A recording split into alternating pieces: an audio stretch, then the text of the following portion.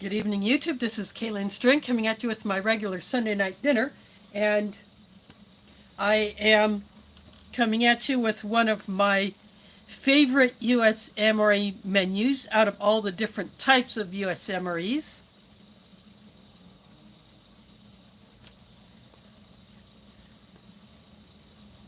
Again, these Halal MREs do not have menu numbers.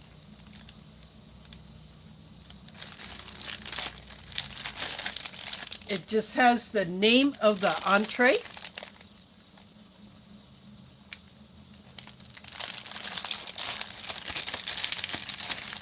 I just pulled up the stream on my Kindle so that I can see the chat easier. So this is the Jalfrazi with lamb. As you can tell by the Bill's Brew here, these do not come with a hot drink option of any kind.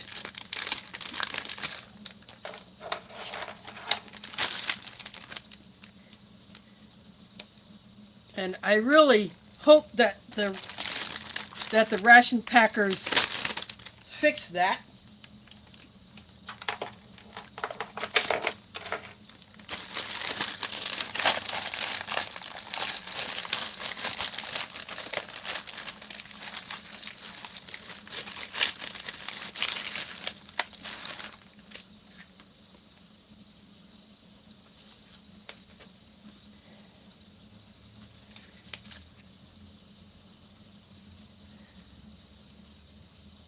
So here is the Jalfrazi with lamb, the retort pouch.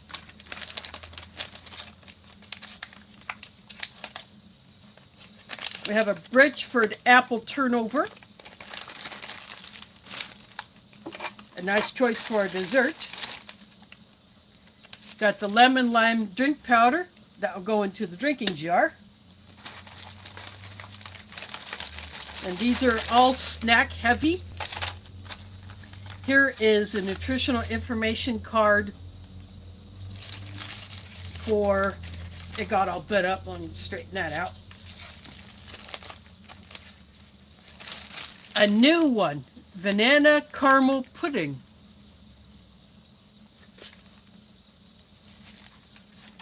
That is an interesting item. I've never seen that before.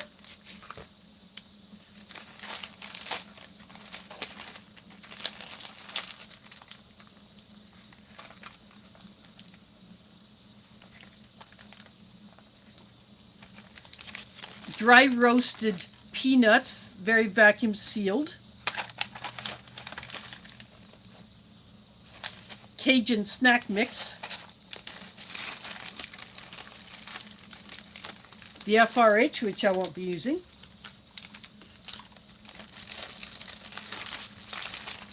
And then this is the pudding pouch.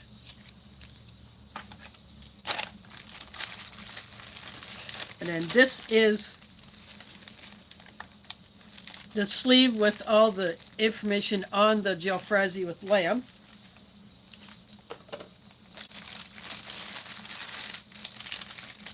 So that is it for that.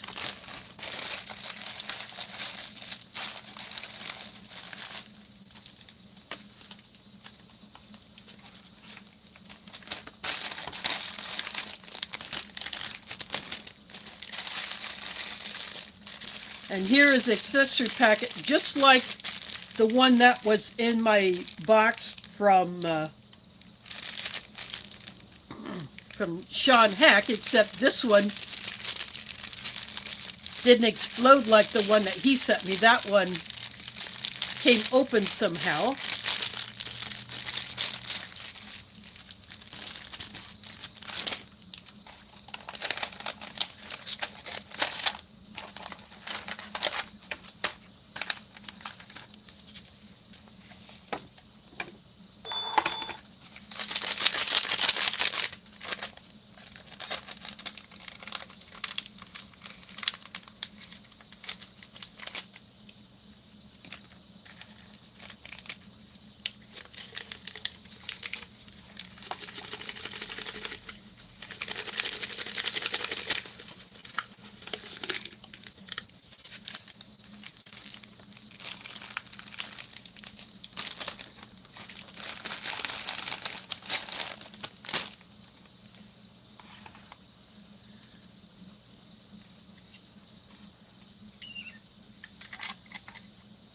I am mixing up my drink.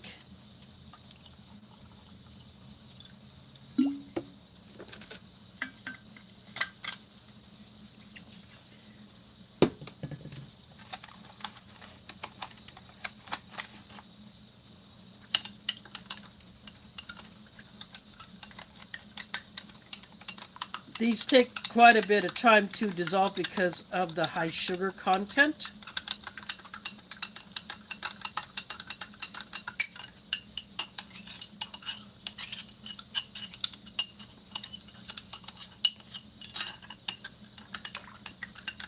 So that will get a couple more stirs.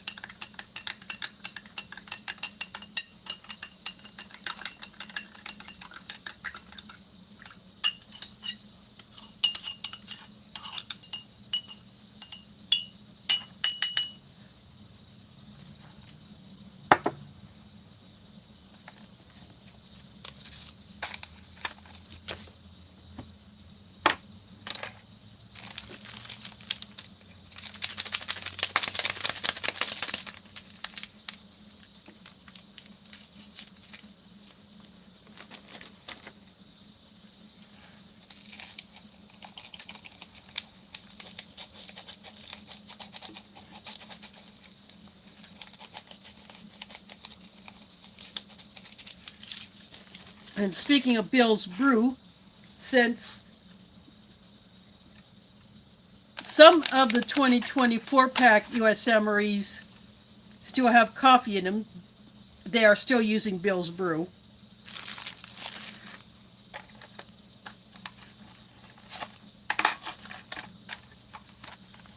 So I'm going to go ahead and take my Jalfrazi into the kitchen, and I'm going to put it into hot water, and then I will bring back the kettle with my water for my coffee.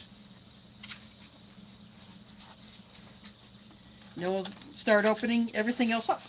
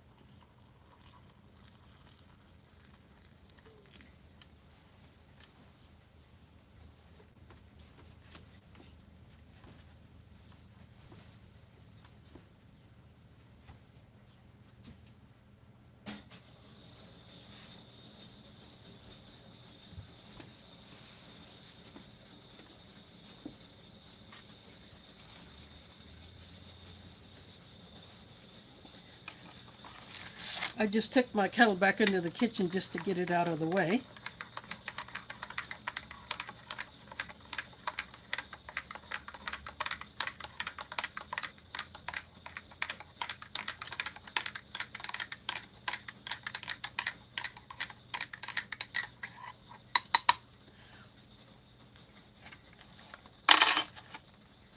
I will put my coffee back here.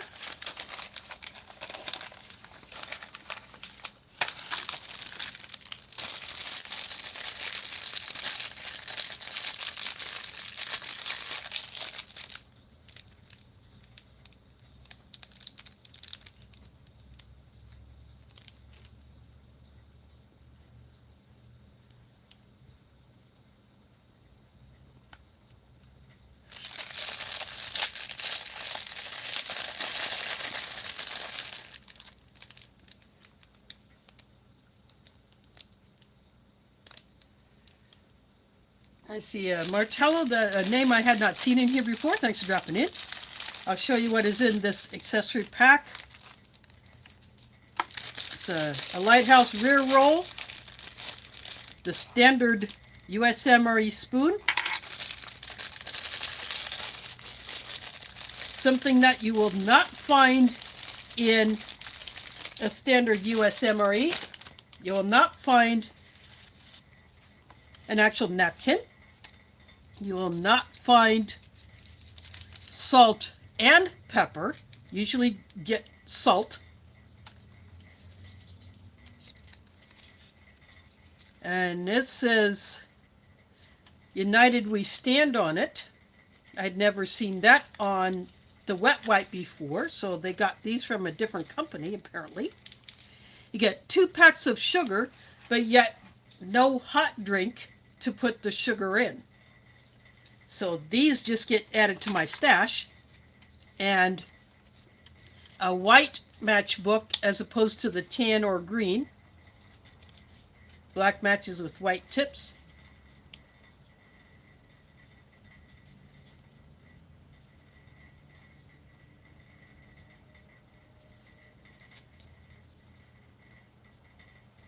And these are Atlas match. D.D. Bean & Sons does the matches for the standard US MREs and the MCWs.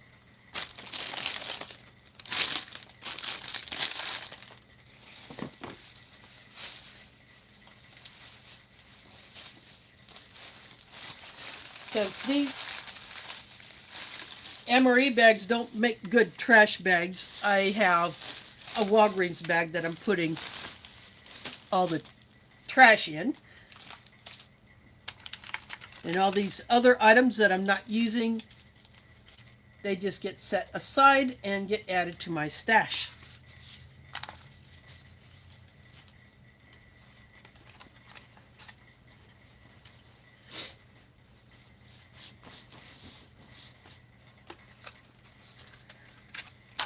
So I'm going to start opening everything else up.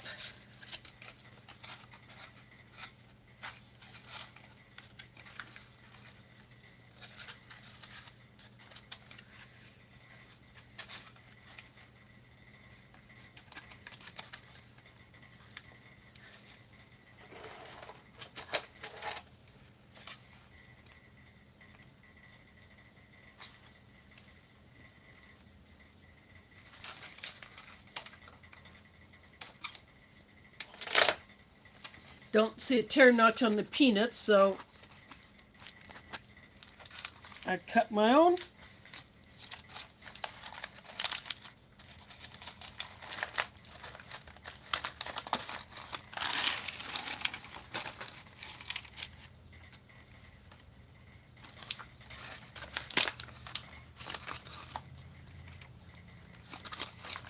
Make sure all of those are out of there.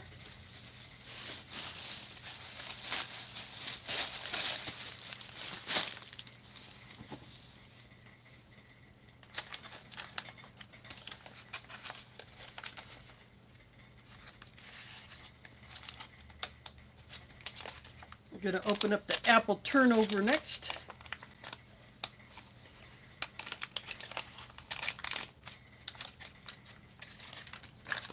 They've changed the shape of these to kind of a half circle, or as I prefer to call it, a pierogi shape.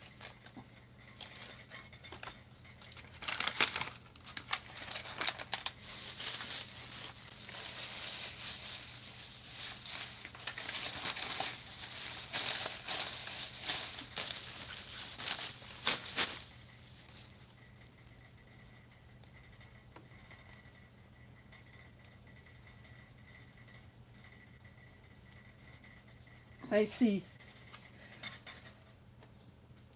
spicy tuna rolls is here.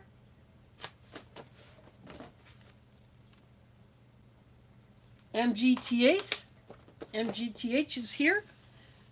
That's a name I had not seen before. Thanks for dropping in.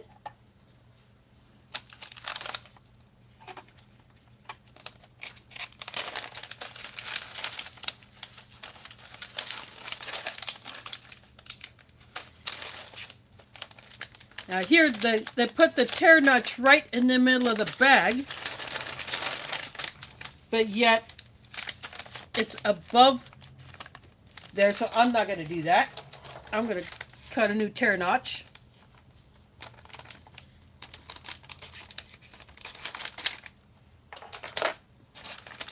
That way I don't send bits everywhere.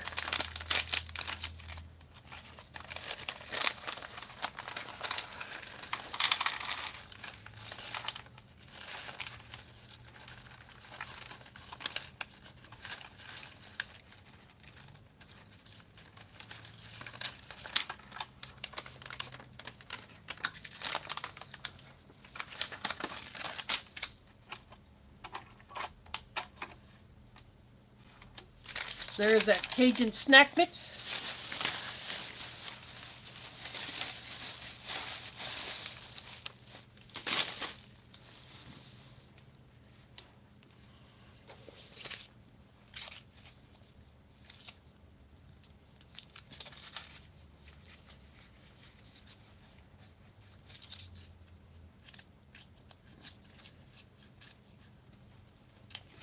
The tear notch on these pouches goes this way, but I'm going to go ahead and cut it across here just to make it easier to get the pudding out onto my tray.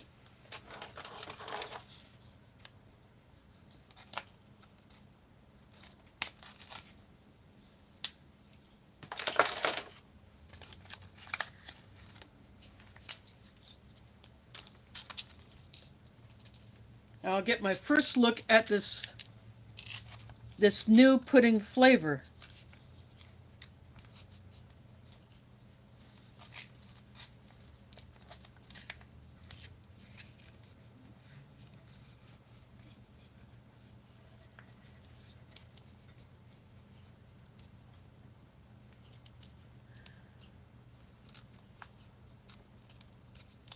It looks like straight up caramel, but there's supposed to be banana in here.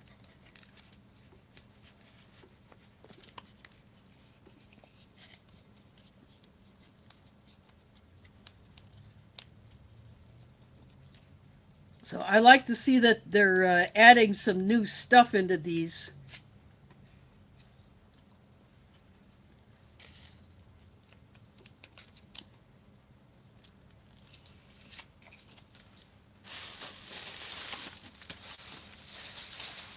I can definitely smell the banana.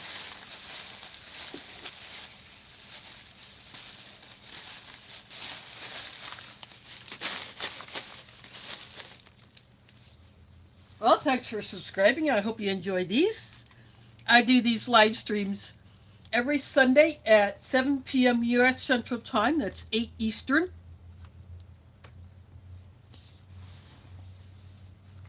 With a few exceptions like Ramadan, because I am at the mosque every day during Ramadan.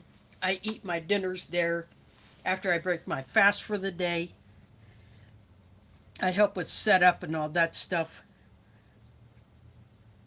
And then if I'm on a family trip and we are gone on a Sunday, then obviously I'm not going to be streaming from the lake because signal is iffy at best out there, even with my hotspot.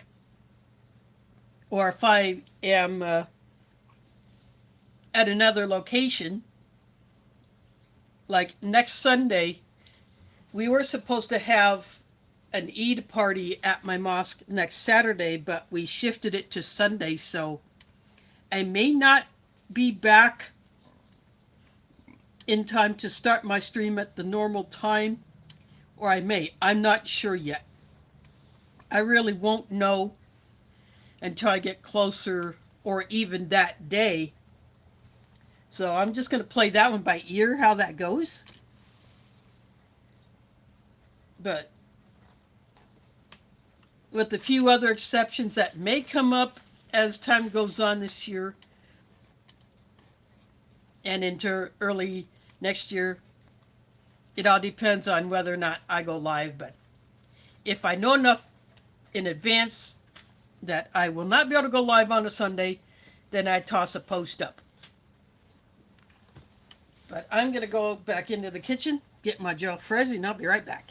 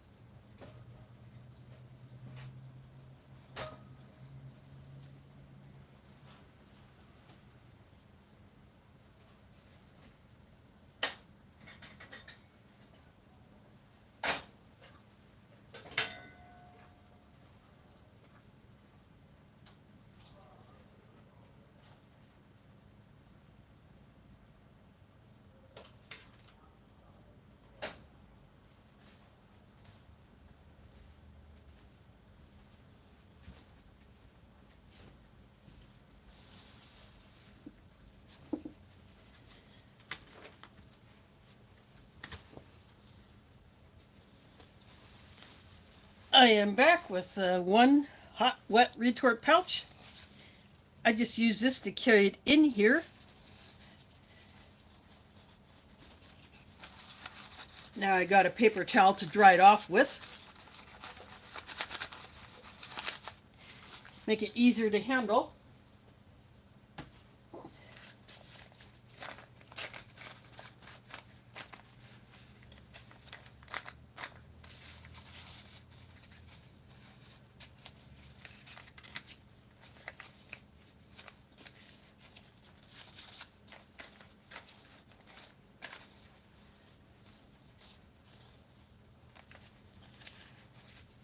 Now this one I will open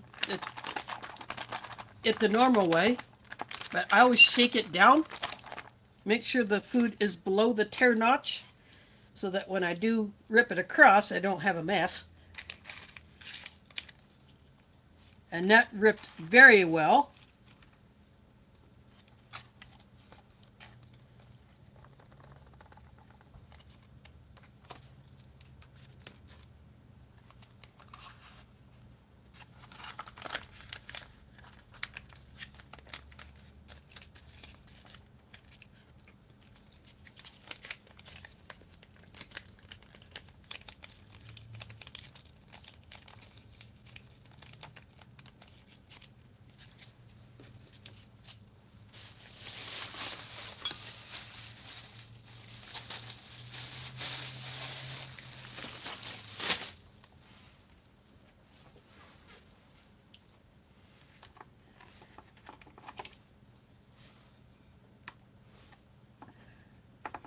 So the Jalfrazi has some vegetables along with the lamb.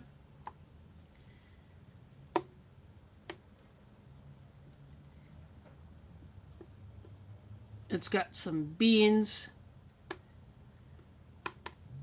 It's a red bell pepper, plus the seasonings, and a good sized. We'd like to see more lamb in it, but obviously that is more expensive meat. But you do get a few good sized pieces in there.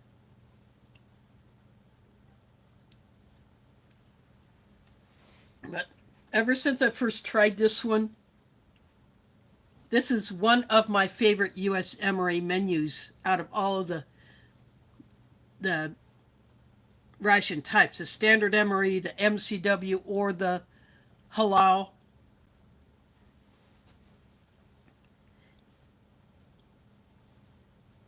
And I hope more people actually get to try this one.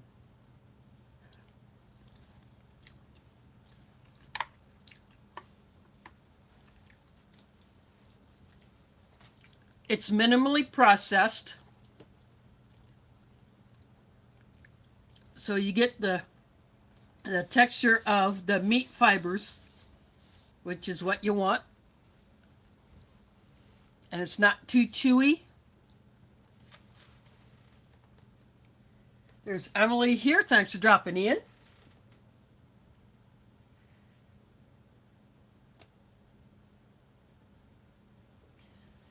That's okay. At least, I hope you're able to at least watch it. And if you have to drop out and come back in, that's the way it goes. There's Mike Crusher in the house.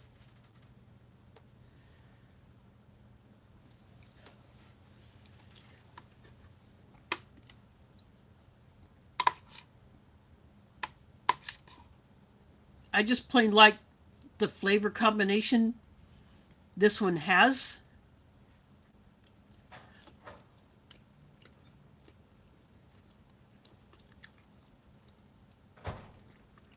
It would be nice if the vegetables weren't so super soft, but the broth that it's in, the seasonings that are in it, this is just right up my alley.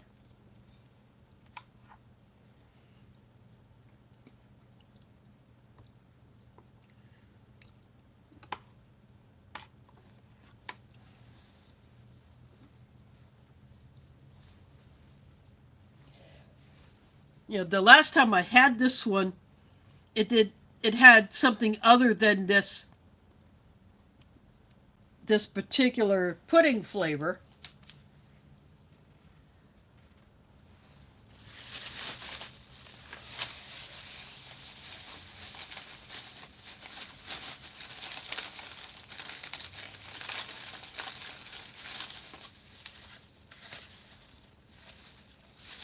So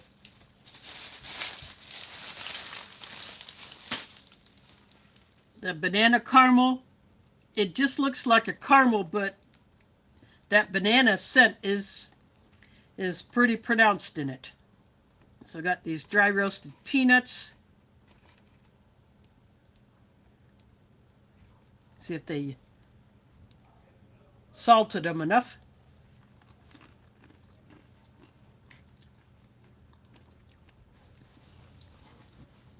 A bit of salt, probably could have salted them a bit more.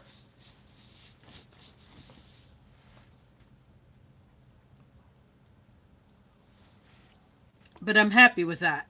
It's better than just raw, unseasoned peanuts. Now this Cajun mix, you get seasoned peanuts. You get these little seasoned corn sticks.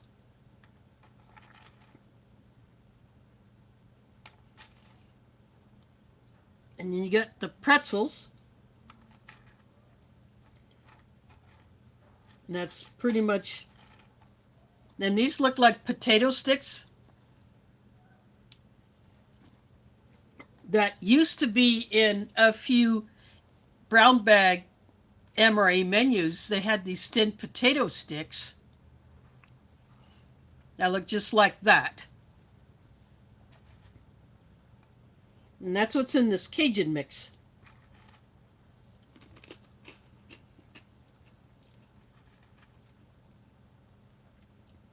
Also get the corn kernels, like corn nuts.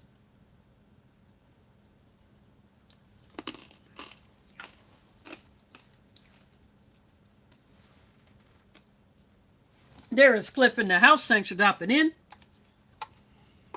Got the Jalfrazi with lamb on the tray. One of my favorite U.S. MRE menus.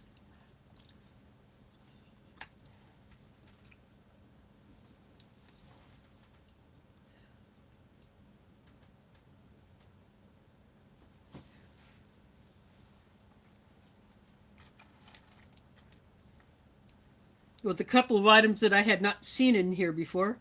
Oh, the sesame sticks are also in here. I just found one of those in the Cajun mix.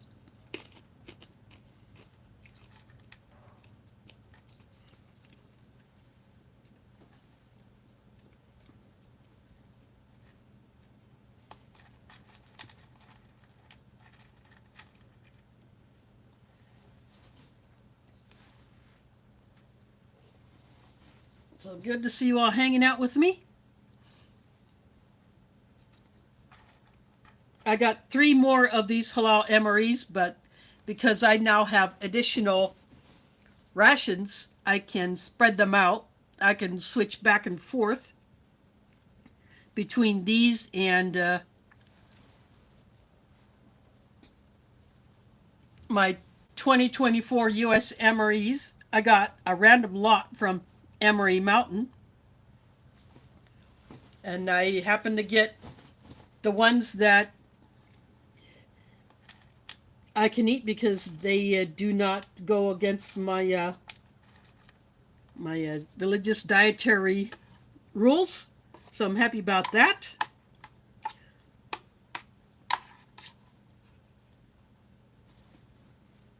Plus I have that experimental brown bag,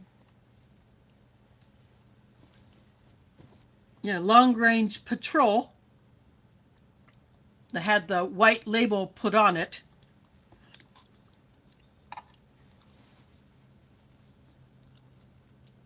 And that bag has a peelable seal like the original 10 bags and the white MCW bags have. So I am definitely looking forward to getting into that one. Yeah, Emery Mountain actually had it on sale. They had a sale going on a lot of their stuff, so I took advantage of it. They originally wanted like over, I think, $60 for that particular LRP, but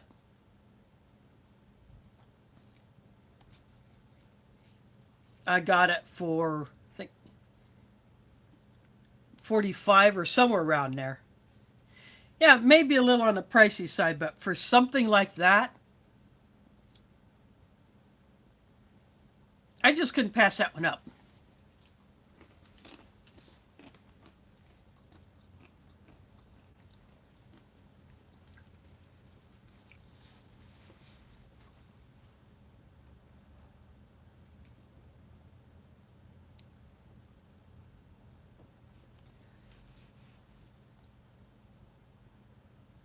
It'll be interesting to see what was different about that one compared to other long range patrol rations from that time period.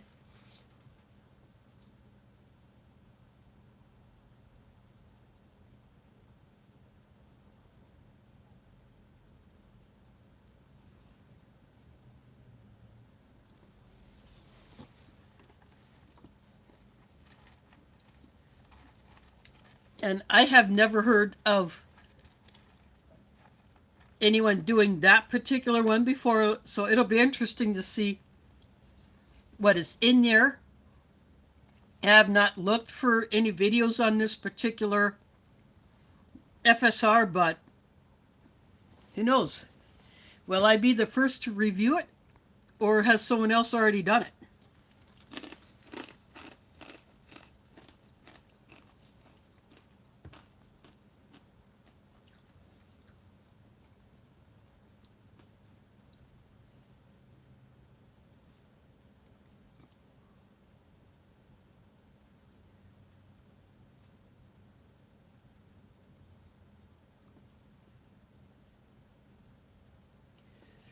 Wow.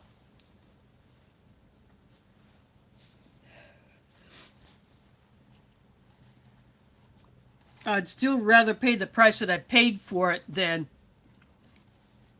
what they originally would have charged for it. But, you know, I have it. I'm happy to have it.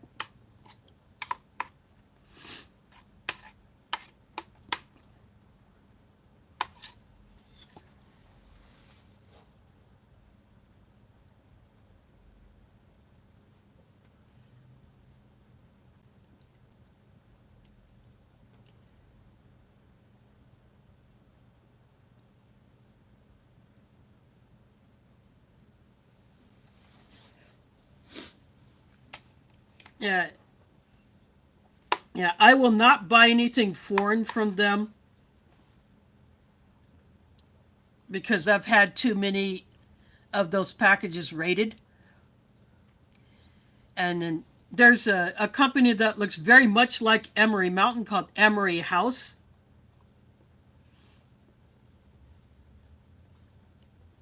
I don't know if they are the same thing, just have a different name, or if they are direct competitors to each other, or what they are, but then I won't buy anything foreign from them because I could have the same issue with the packages being rated.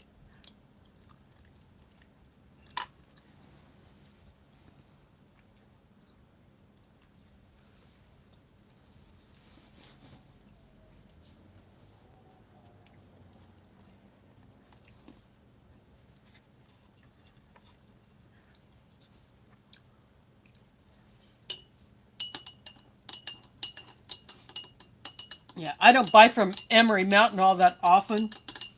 I prefer to look elsewhere.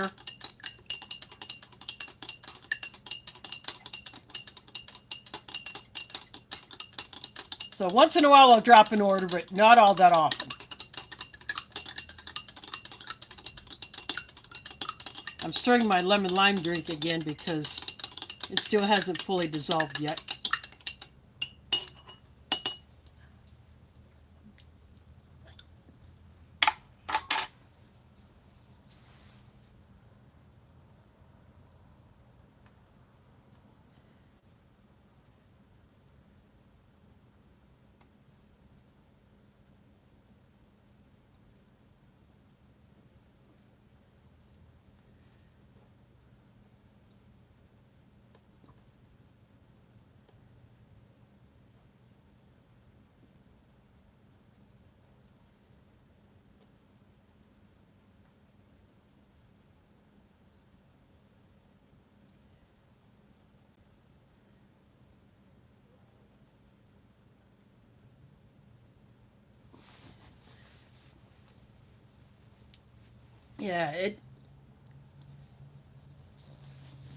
Yeah, the sites look very close to each other.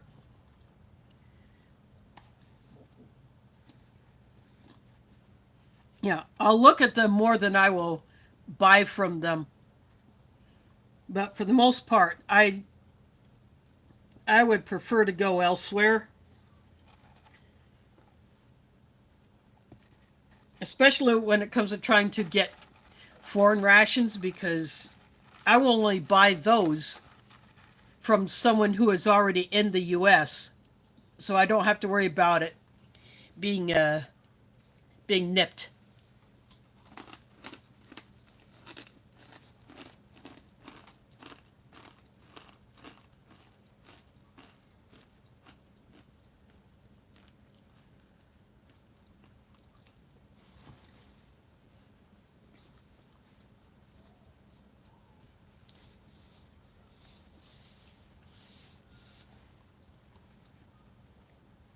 Add another handful of that Cajun mix. It does have a nice spice to it.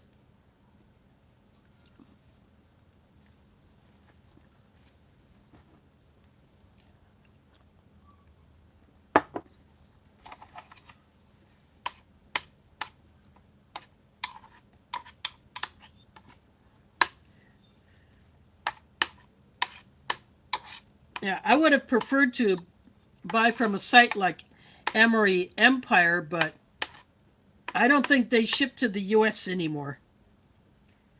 I don't know if that's true or not, but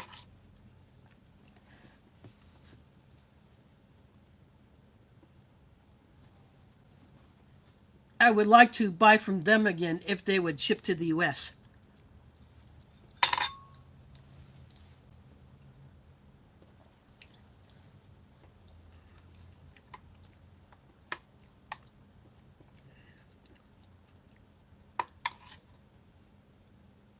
And I think you could tell I'm really enjoying this Jalfrazi.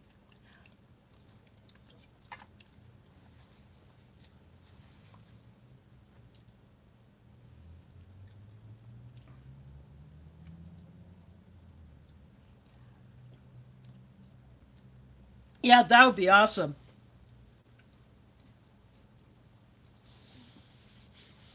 That way I have another sure source.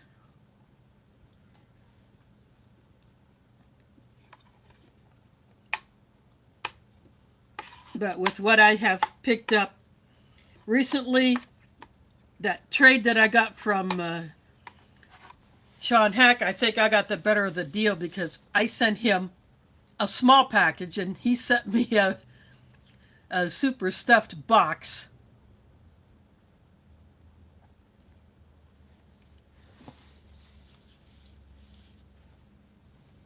But I hope he likes what I sent him. And I hope he got it by now. He should have got it yesterday. Or at least Friday. I mean, estimated delivery was Friday, but he didn't get it yet, so I'm hoping that I at least got it yesterday.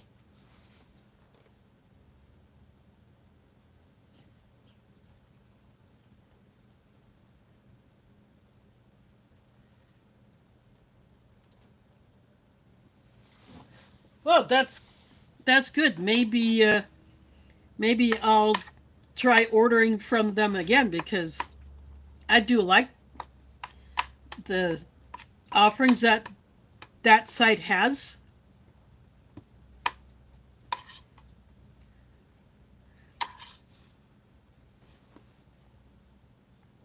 Yeah, I think they have a better selection. I think the value is better.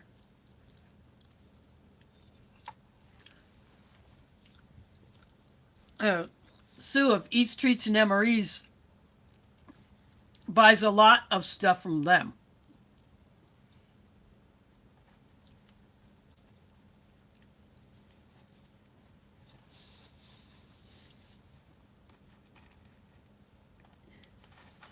And she gets some good stuff in.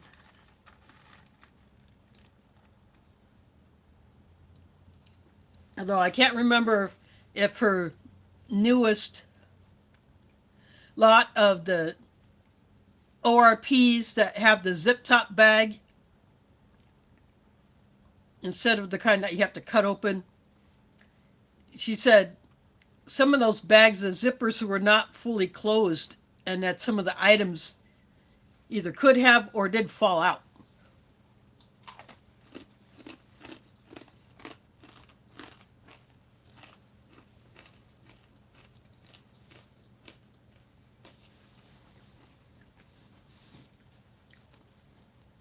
It's been a while since I saw her open up that box of ORPs in that zip top bag. And it made me wonder if quality control was not there, or do they intentionally leave the bags open instead of fully closing the zip top? Or someone opened them later and then just never closed them up again.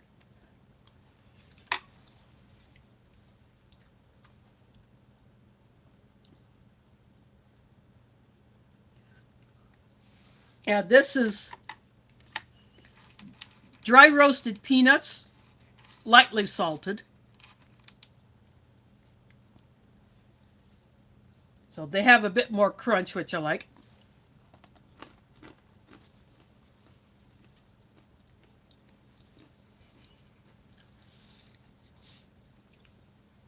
This is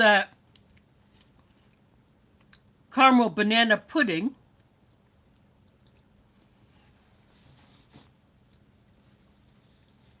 Cajun snack mix and the apple turnover.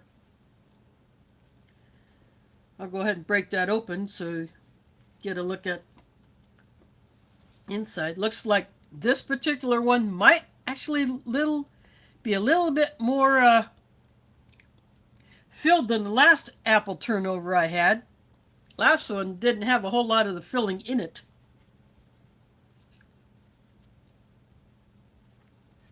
So I'm happy to see that. It's got a little bit more in there.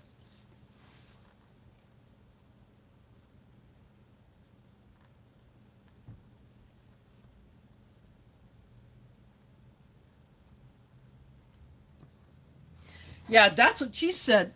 And a lot of them are very bean centered. A lot of beans in there. And a lot of those bean items tend to repeat across menus. At least from the ones that she looked at. And they seem to be lacking in items that the previous ORPs had. But apparently they changed the spork to one that's not so big, where you don't have to have a super big mouth to use it.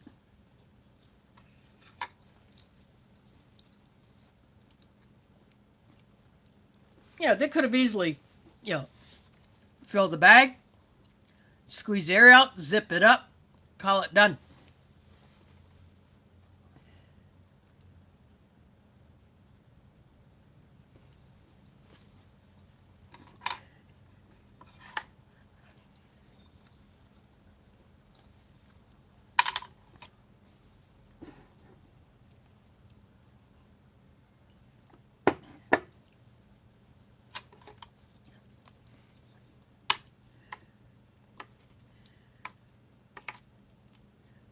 It's almost like a marbled bit, so it's not one continuous color all through this pudding. Looks like banana pudding with caramel added to it, and but not mixed so good that you see only the one color.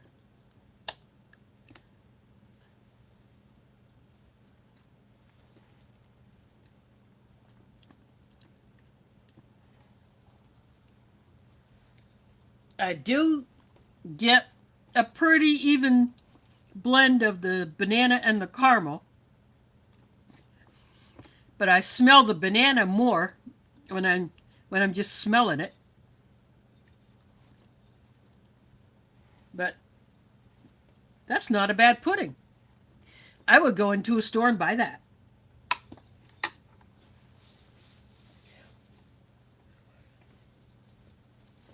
It might look a little weird to some people, but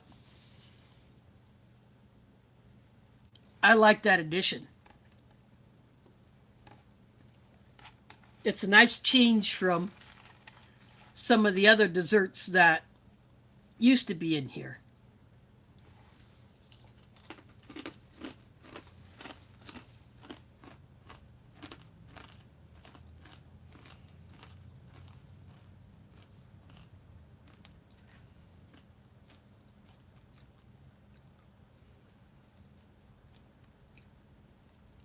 Huh. That's weird that they don't get a better cross section of the military population on these surveys. You think they would do better to try to get more of them to fill them out. That way they get a better sense of what they like, what they don't like. Who knows, maybe this time more than will fill those out and say, we don't like this, we want the old menus back, or something like that, to let the ration packer know that they messed up.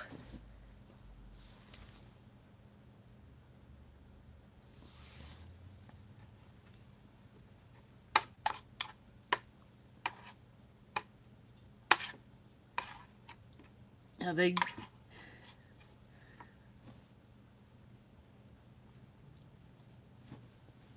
they need to do something.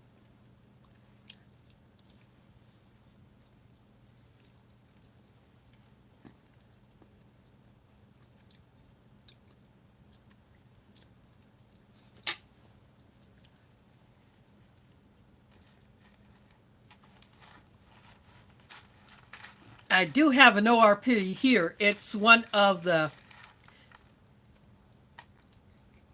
previous bags that I'll have to cut open.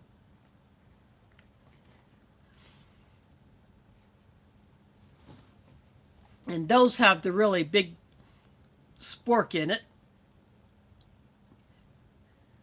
But from what I've seen in Sue's opening of the new ORPs,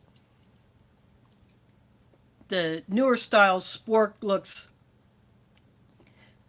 like it would be a lot easier to use instead of that really big thing.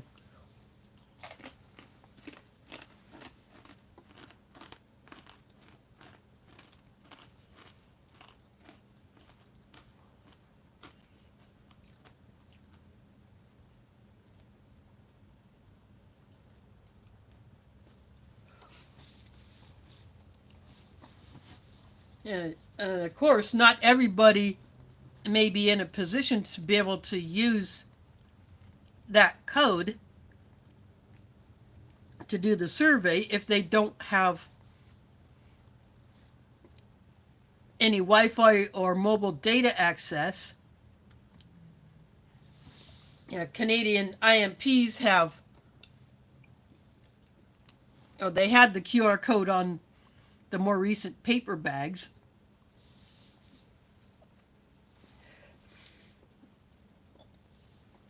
And I think on the back side on the plastic bag. But I don't bother to look at that because I think all that does is it just links to the Facebook page of the company that packs the IMPs. I don't think it's a survey at all.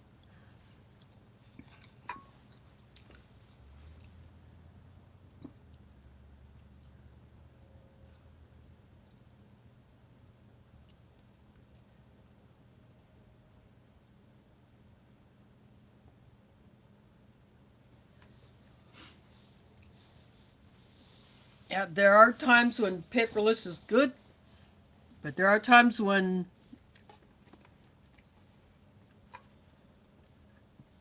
it's not good and you have to have that paper alternative or version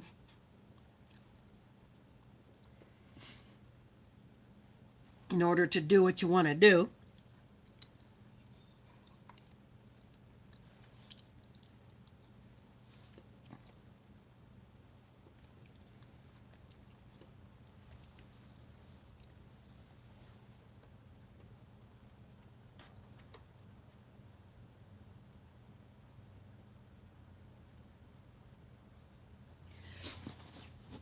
Yeah, and if you are even in a training exercise, you still want to practice your OPSEC, so you are leaving as little signature as possible.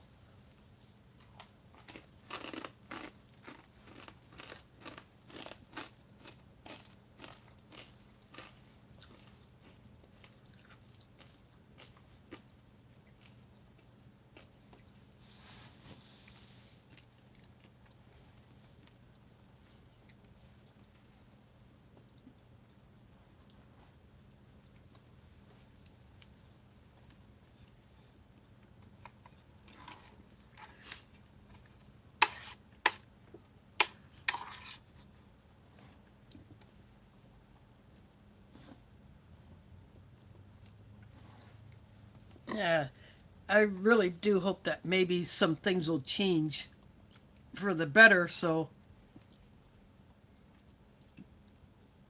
more people will be happy with the ORP's offerings, so they'll be more likely to eat everything.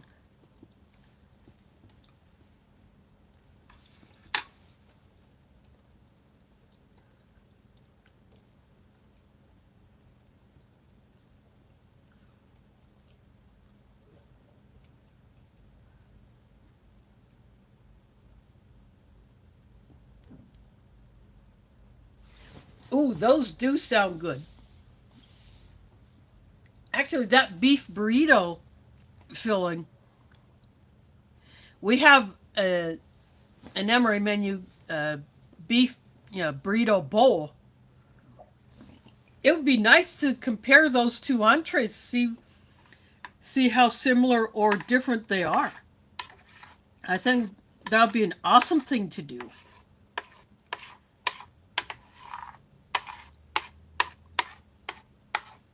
I don't know if anyone has ever been able to do that, but I think it would be cool to see a comparison like that.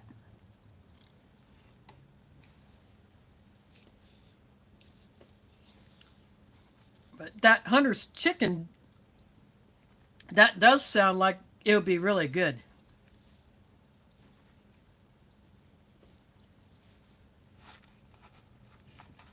I would definitely be going after that one.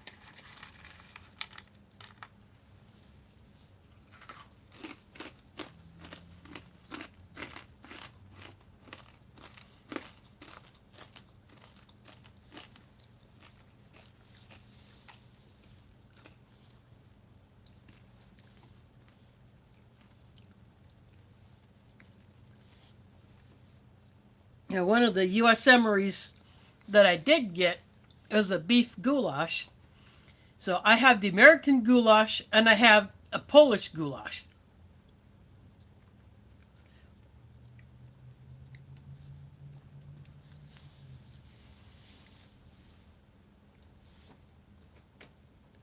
So what I might do is I might do those back to back.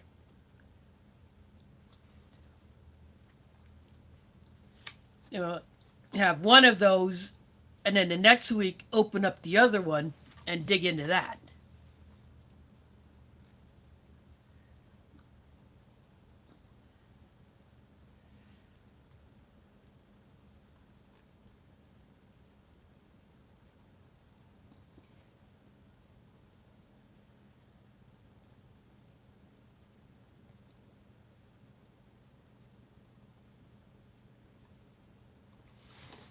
Yeah, I do agree that and you may get in some of the MREs you may get more items, more, but the portion size uh, definitely could be kicked up a bit. Heck, I probably wouldn't be surprised if a lot of soldiers in the field, especially on active days, are given mores in order to give them more calories, you know, more of the macronutrients as well as the micros, you know, to keep them going through a very busy active day.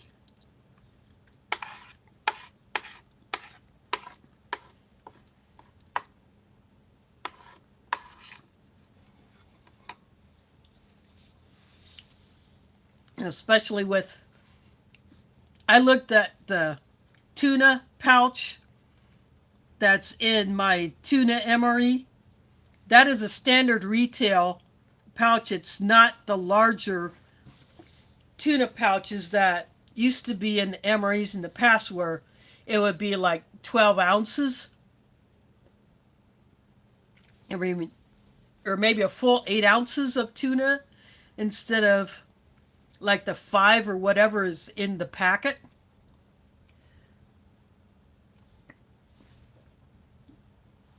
Of course, the camo pattern was pretty cool on those tuna pouches too.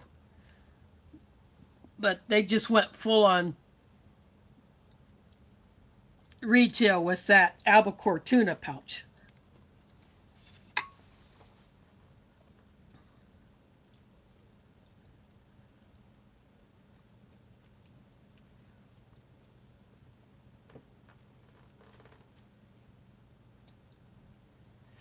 That's okay. You enjoy them. Maybe one of these days I might get my paws on one. Mother Earth, thanks for dropping in. There's not much left of my Jalfrazi with lamb, but it is an entree that I really do enjoy. I was happy to get it again.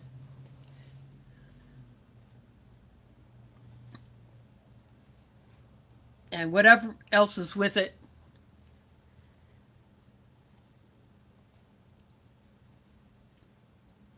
that's just extra pudding, so to speak.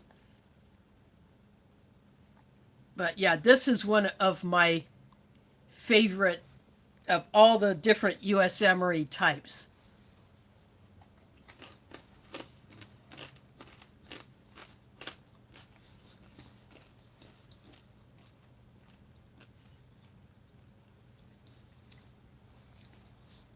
If, if I had some rice, I would put this over top of the rice. That would definitely make it a nice filling meal, or even over some mashed potatoes, or put it on some pasta. But rice, I think, would be the best choice. But on its own,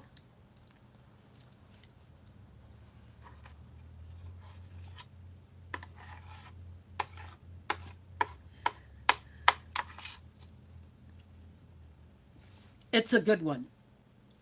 And the halal MREs are the only ones where you will find a meat other than tuna, chicken, beef, or pork. There used to be turkey tetrazzini in the MCWs, but I heard that one got replaced. I don't remember if that's true or not. I know my favorite MCW menu got replaced.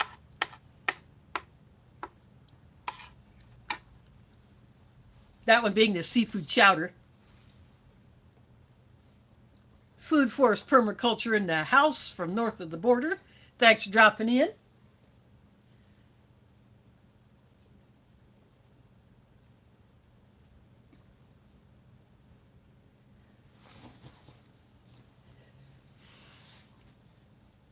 Well,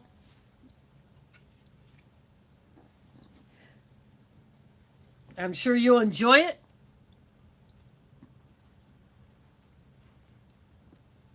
You'll get your exercise carrying that bugger.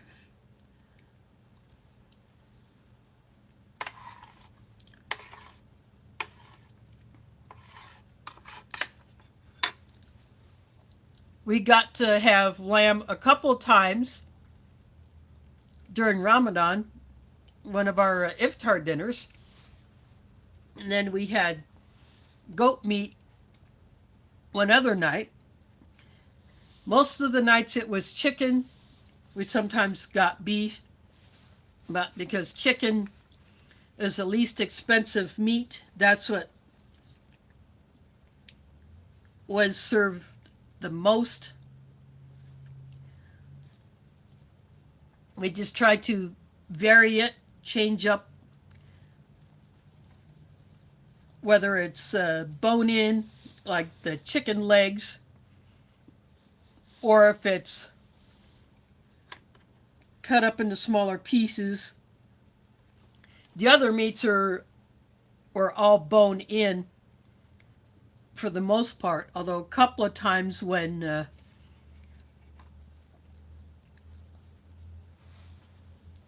either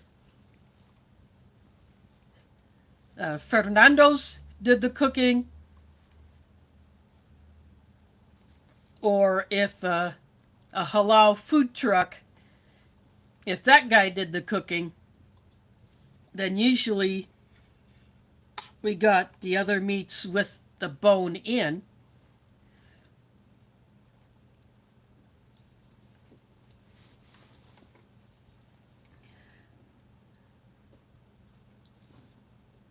I mean, you get more flavor from that, but the way that they cut the meat up, it can be a bit difficult, especially for little kids who are not yet experienced with eating bone-in meat.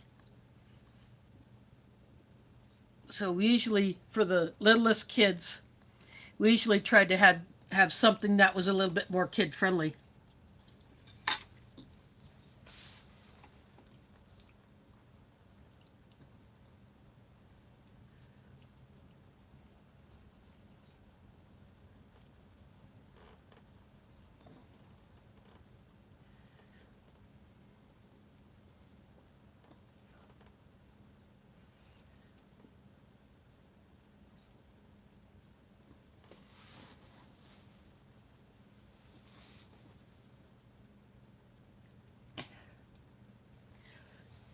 Yeah, the chicken and dumplings, that one sounds good. I've only had a few Mountain House entrees that I've either picked up from a store or ordered online or had received from other people, so there are some that I definitely want to try.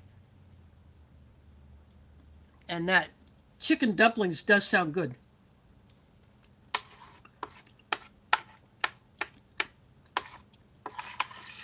I was also a big fan of the turkey tetrazzini.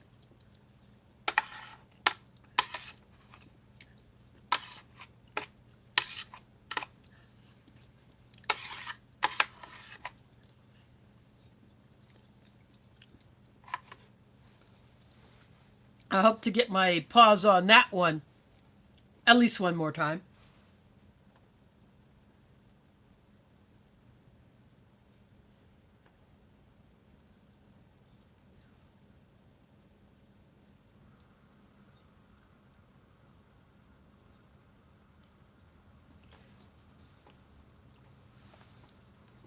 Uh, we have we have a lake in the middle of the city here in Des Moines that does have fish in it. It is a stocked lake, so I think spring is when our Iowa Department of Natural Resources does the lake stocking.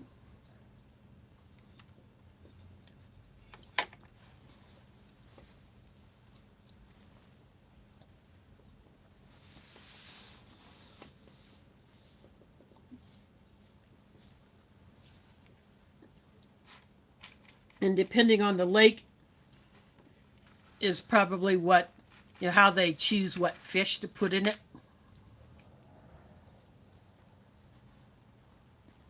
If there is not enough natural breeding and you know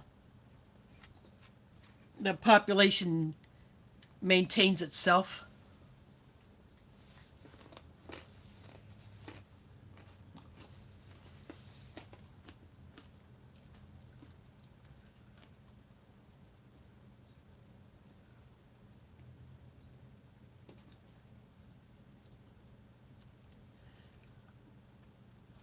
Oh, wow, that sounds like fun. They should love that.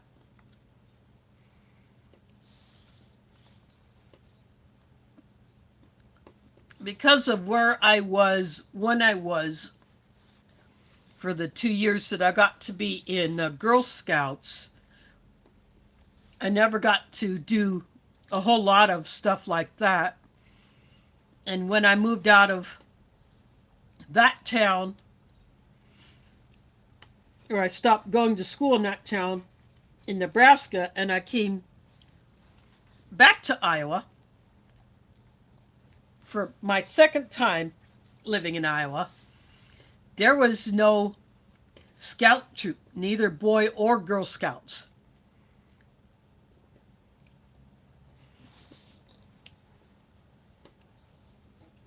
So I never got to do anything with scouts again until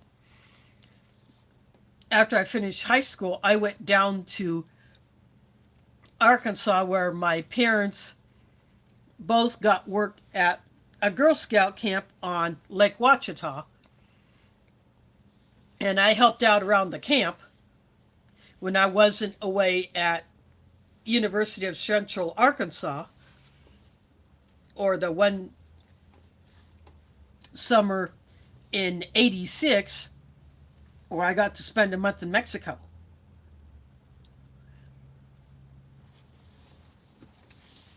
So other than that, during the summer, I may have helped out around the kitchen or just elsewhere around the grounds on those weekends when I did come home from school. And then, of course, during the off season when there were no scouts at the camp, there was still the horses to take care of. So sometimes I would be helping my dad go take care of the horses, or sometimes I would just go to the barn myself, maybe brush a horse, you know, fill their food buckets, make sure they had water, things like that. And sometimes I just want to be around the horses.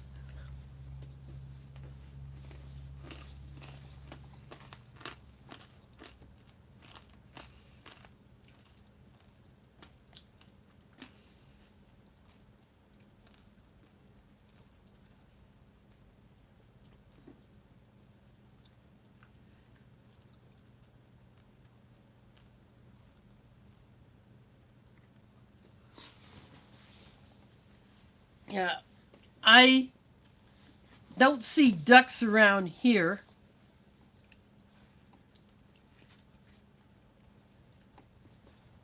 Although last month I was going, I think it was in probably first week of March, I was going to the bus stop to catch a bus to go to the mosque, and I'd seen and heard a couple of geese flying south.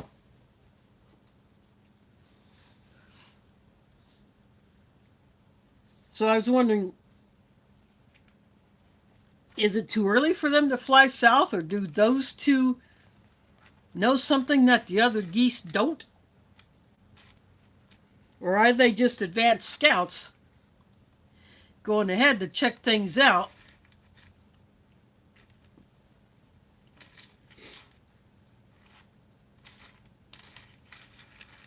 Or if they were just too independent and just wanted to go do their own thing.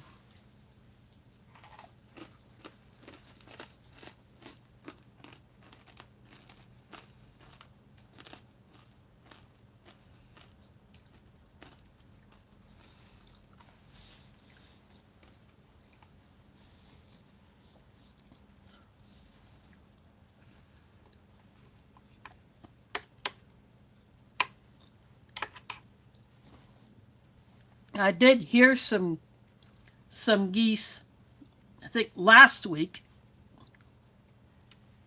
It didn't sound like very many of them, but maybe they'll wait till later on to really start moving back north. It was odd that those two geese that I saw last month were going south instead of north. I thought that was kind of weird. But yeah, they should be starting to move north. Tomorrow our high is only supposed to be in 40s Fahrenheit. See, today it got up to mid 50s.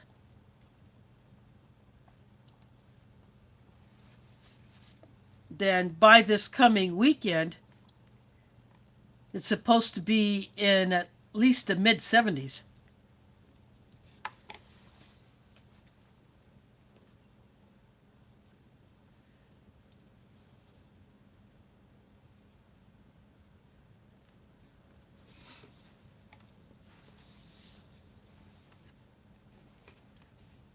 I'm going to take a bite of this turnover.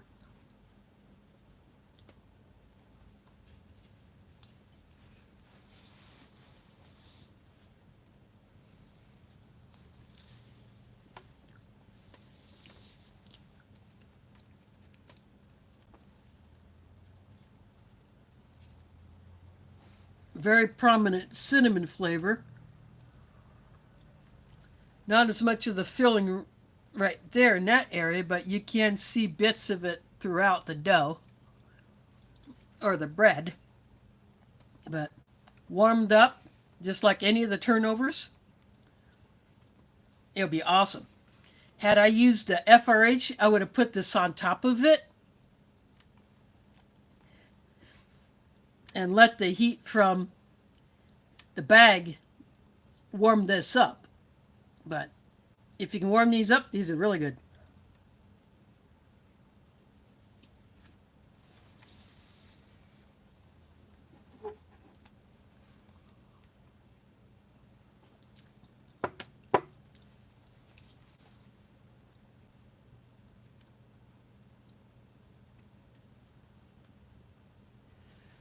Well, that would be one heck of a commute if you were doing that.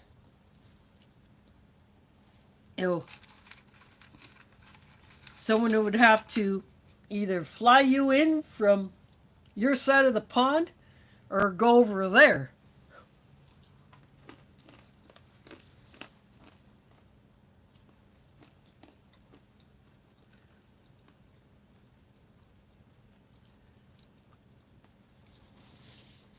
Now, I was watching a few days ago. I was watching a a channel called Sean in Alaska. Sean is how he spells it, like Sean Heck does. And he was outside doing some stuff, just wearing a hoodie.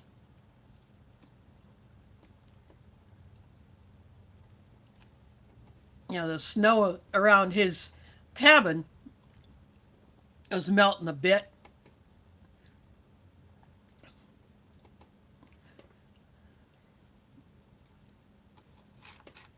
So he's working on his battery system. He doesn't have a permanent mount for his solar panels, but that will be a future project. But yeah, it looked like things are starting to melt up there.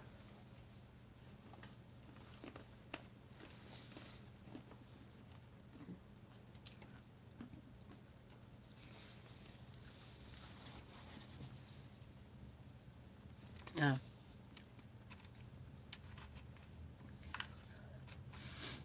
Yeah, Alaska Prepper, he lives near Fairbanks. So when he goes into town, that's usually where he is going, is into Fairbanks to the Costco, or go to the gas station or sporting goods store or his favorite coin shop. And he goes to the commissary up at the base up there, since he's retired military. So he still has the right to go into the commissary on the base and buy some stuff from there.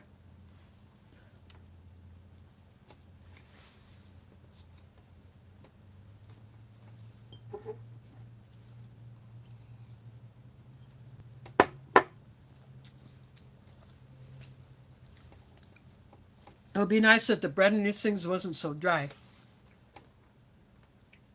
Nation MRE finds in the house. Thanks for dropping in.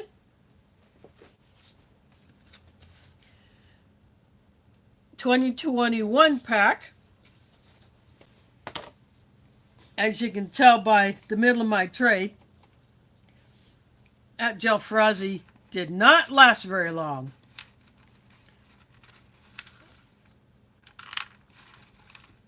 I wouldn't have minded a double-sized portion of that stuff.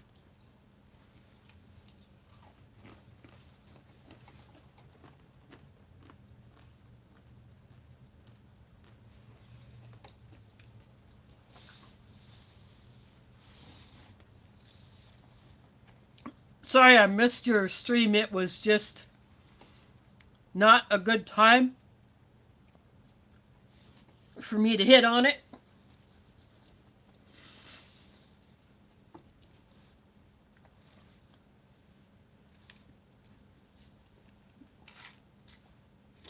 But I'll catch another one.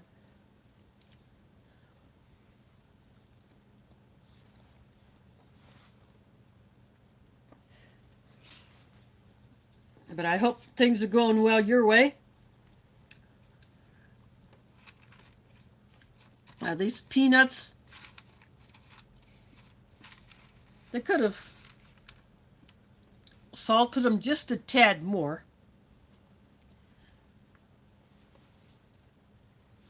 But other than that, these are definitely a step above the raw peanuts that were not roasted or salted.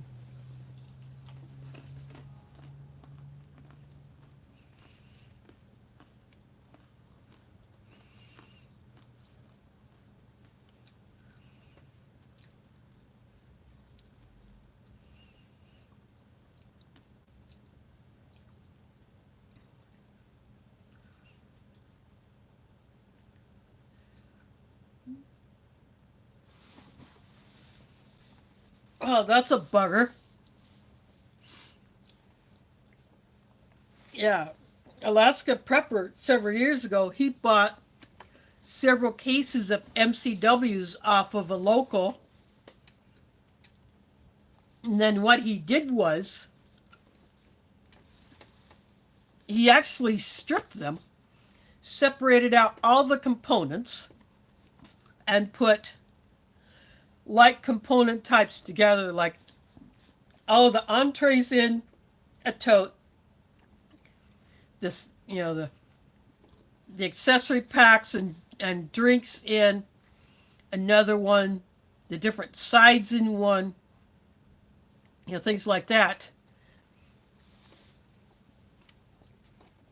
Because he said that way he could store more of them in less space than he could by leaving them in the original ration bag. And plus, when it is time to get into them, his family can mix and match, make their own meals out of all of those items.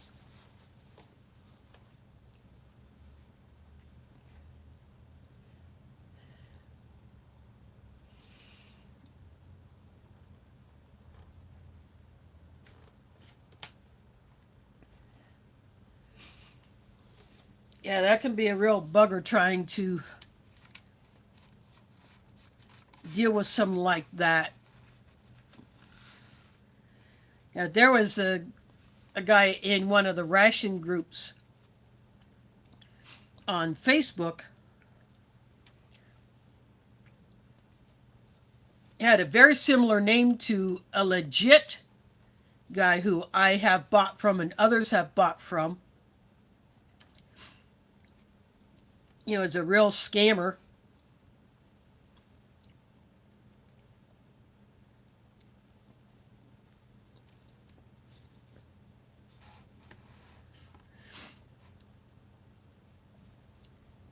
So if I'm going to buy something from another person, it will most likely be from someone who I'm more familiar with, like another reviewer, or someone who has a lot more favorable dealings. People say they had this stuff packaged well, they got what was ordered, decent shipping time and all that.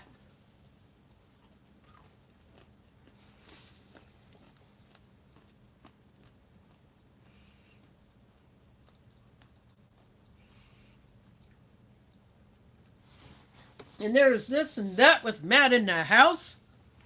Thanks for dropping in.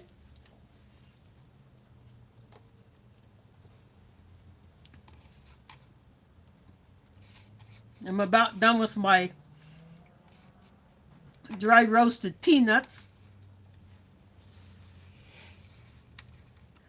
This is a banana caramel pudding. It's a new pudding to me. I had not seen this before in Halal MRE.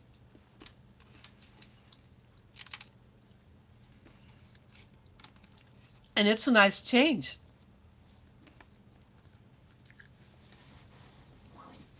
It's a nice alternative to the chocolate or the butterscotch, because those are the only halal puddings I've had in these, were the chocolate and butterscotch. And there's caffeinated pudding, but that comes in other rations.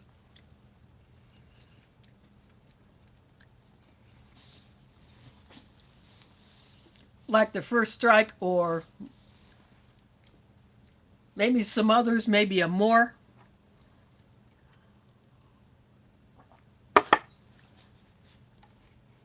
But this caramel banana pudding is pretty good. I would go to a store and buy this.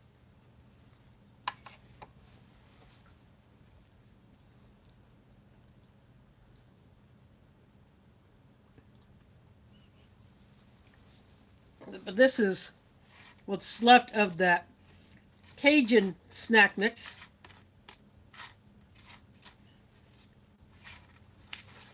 The seasoning is pretty much on all of the pieces, which is nice.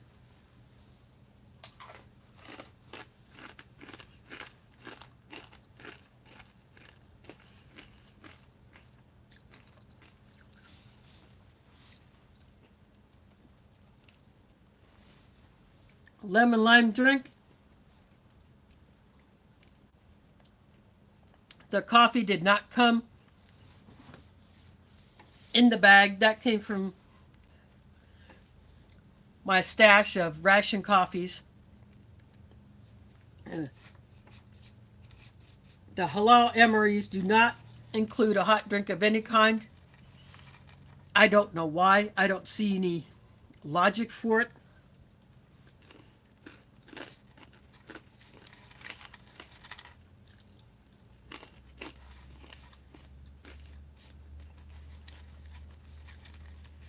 Now you get a certified kosher one, like a La Brioute.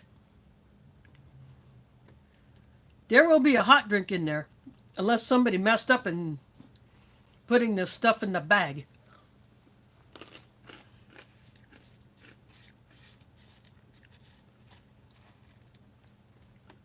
Like that chicken gumbo, there is no cold drink in the bag, and I'm attributing that to a packaging screw up.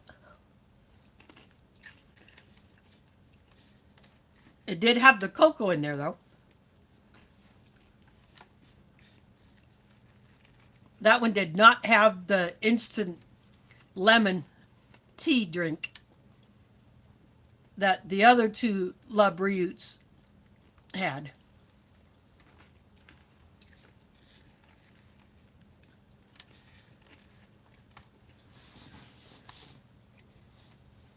Those two were the vegetarian ones. Those are the first La Brioute ones that I gotten a hold of.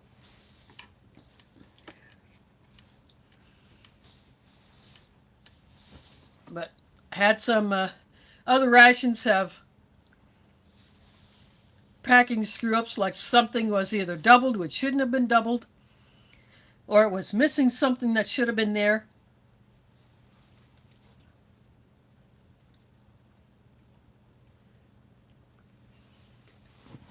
It's not too spicy. It's just enough that you know that it has a bit of a kick to it.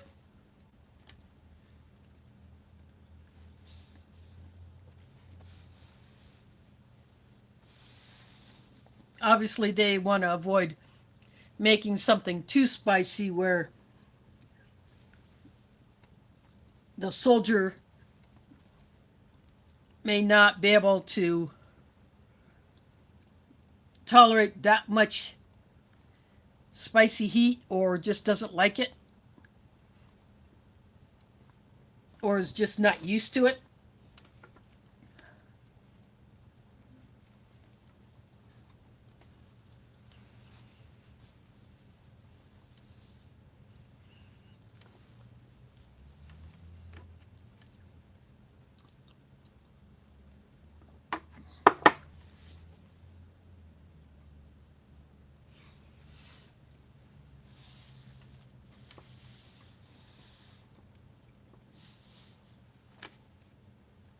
But one of the other snack mixes that I had recently, I think it might have been in one of the La Brioute rations, the seasoning mix was not very well distributed.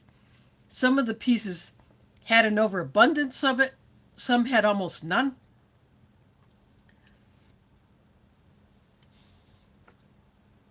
But this, but the,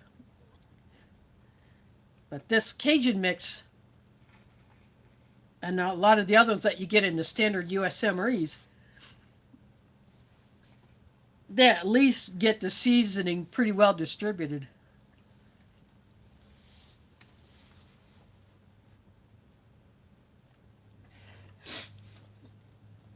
Yeah, my second oldest sister is one of them. But tomatoes are even worse for her. Several years ago, she cut back to almost nothing tomato. Not even just eating a raw cherry tomato. No ketchup, nothing like that, because even that bothers her. So she doesn't eat pizza anymore.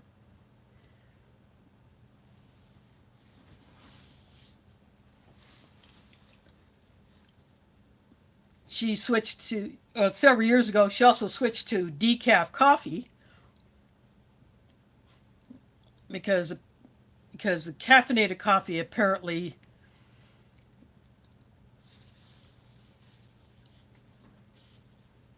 was too much. Again, I don't know if decaf coffee is less acidic or what, since I don't drink it. But she still goes to, she takes a daily capsule like Prilosec or whatever. I don't know if it's prescription or OTC, but she goes through a lot of the Tums or the store brand version.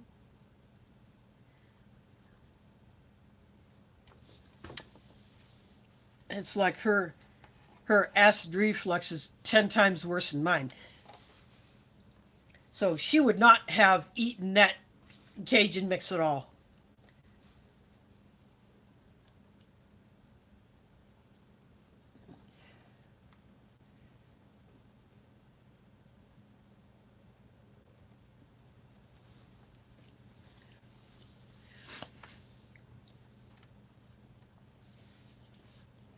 Yeah, uh, she and my other sister who share a house together, they had cherry tomato plants on the deck.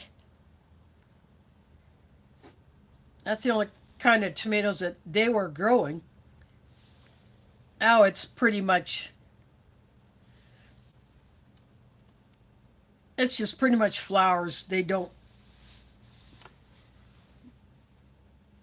have any veggies. They tried strawberries once, but there were some neighborhood rabbits who kept getting into the strawberries and just destroying the plants. So that put an end to that. But when my one sister stopped eating tomatoes, no more cherry tomatoes.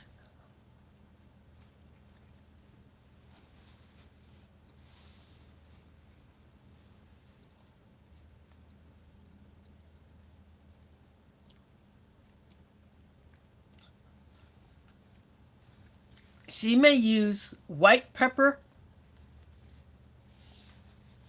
when she's cooking something for herself or just putting it on after. The white pepper is a lot milder than the black pepper.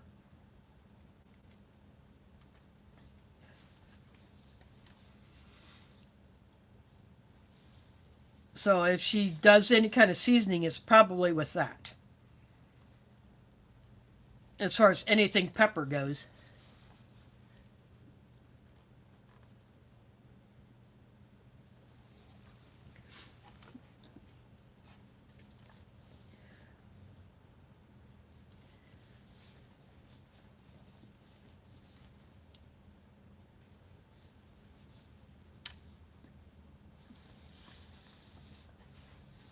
So with my brother there, and they pretty much each have their own schedules, except my one sister who had the ankle surgery has been out of work for over a year, and she will still be out of work for several more months while she continues to heal.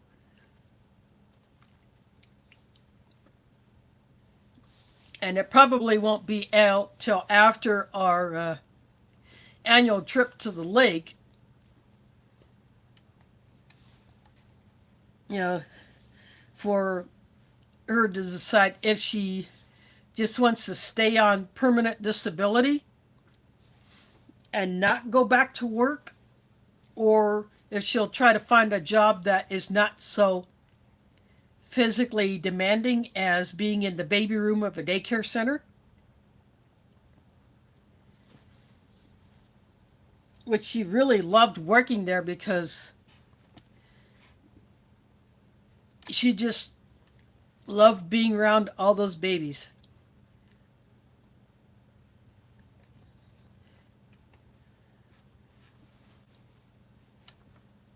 This particular daycare center serves the employees of one of the local hospitals.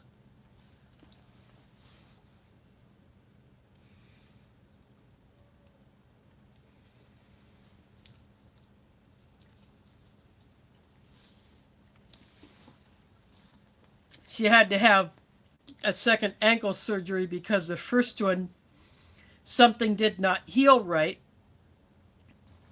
and because she was not recovering fast enough, or in the way that she and the doctor hoped that she would, she had to make the decision to officially resign from her job when the short-term disability that she went on ended. She was not able to work yet and had to have the second surgery, so she just went on regular permanent disability.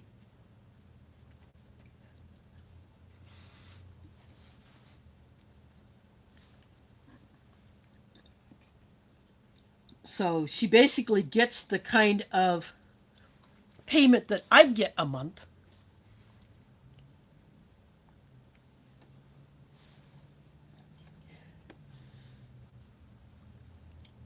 And I believe she can and may have already applied for Medicare, even though, people on what's called Social Security disability income can qualify for Medicare. So you don't have to be strictly a retiree over 65 or 67 or whatever. So she may have already done that in order to have health insurance, because she would no longer have it from the job.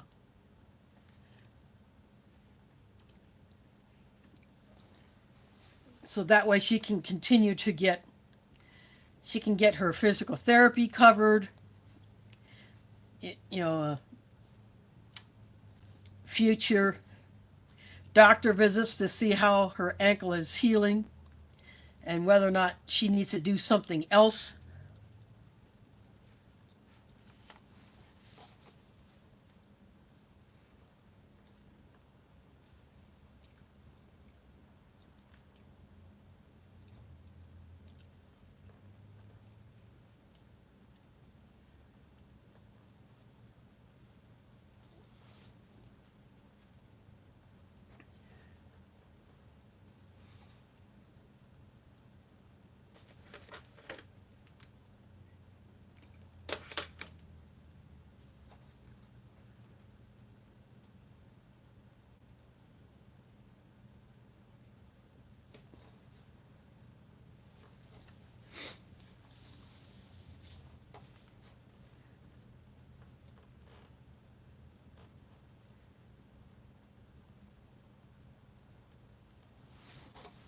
Yeah, I was looking through the chat. I turned to my right in order to look at my tablet screen.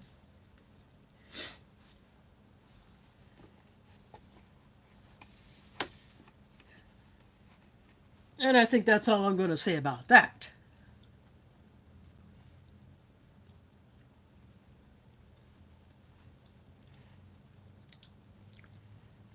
Now, this part of the turnover has a lot more of the filling than the other part, so it's not so dry.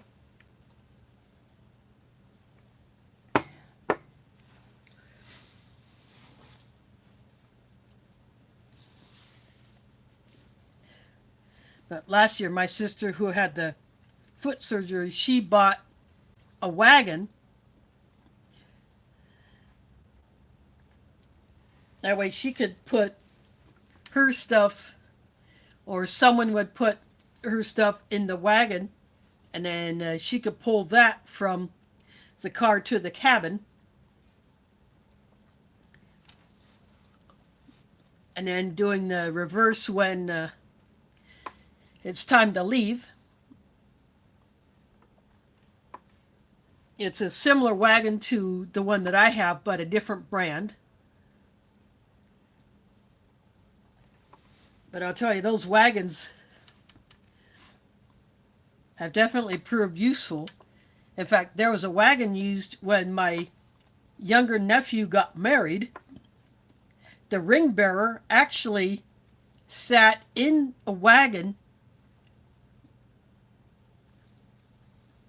holding the ring, and then someone pulled, an older kid pulled the wagon.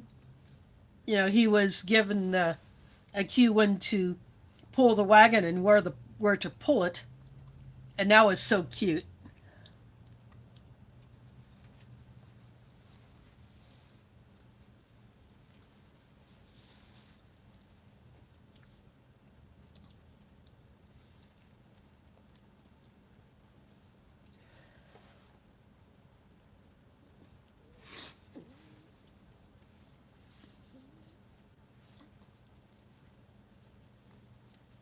But that wagon can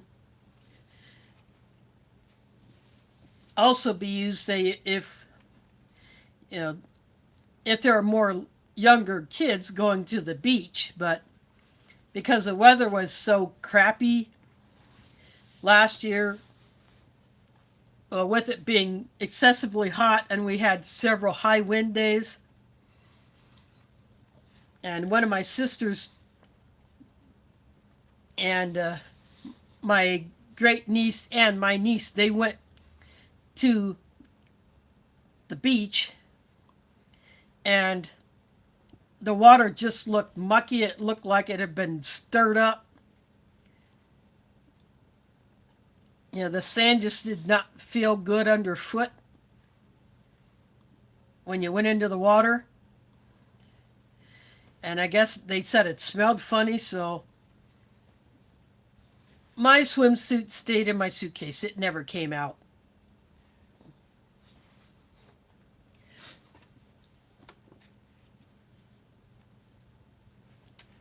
And of course the fishing was lousy.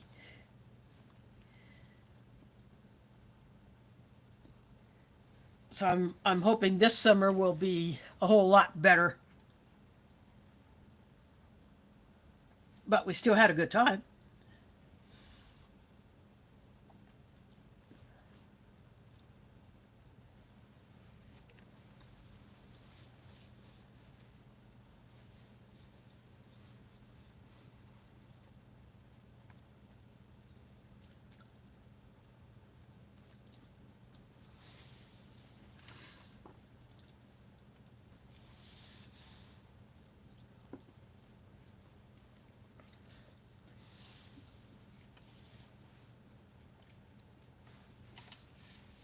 Yeah, by now my sister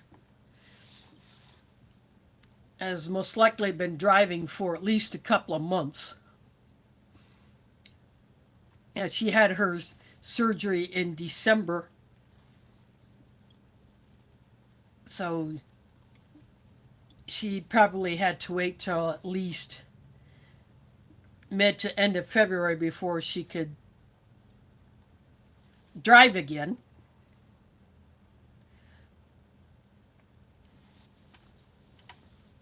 So up until that time, either my brother would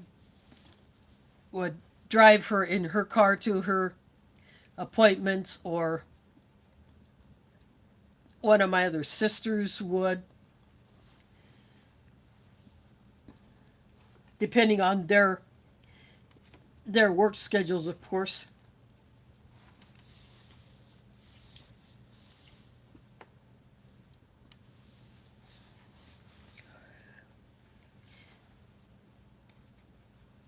Yeah, or my niece could have, depending on her work schedule.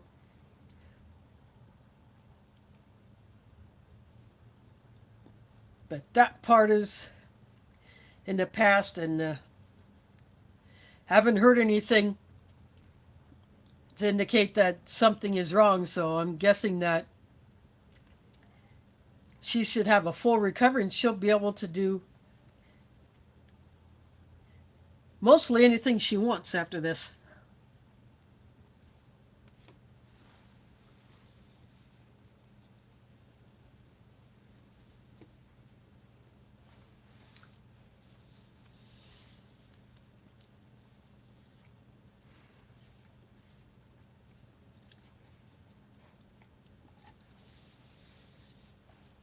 I only got one bite of my turnover left. I'm going to do something that I'm going to find out if it would work. I put a big old blob of the pudding on it, and it just fell off.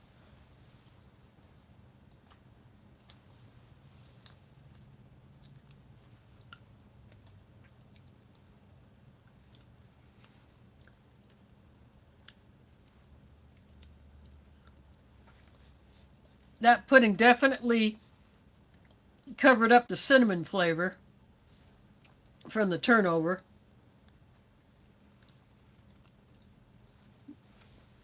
But it did cut through the dryness of that bread.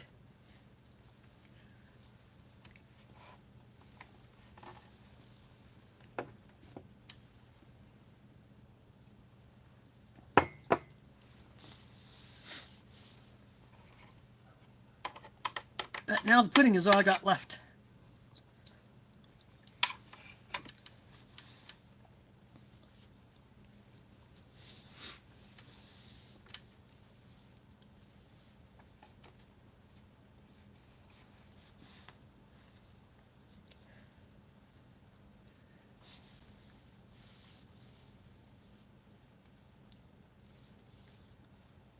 The other things that might be coming up, or I know that will be coming up later in the year, the third weekend in September is the White Eagle Multicultural Powwow. And I've been doing the kids' crafts for several years. And I am on the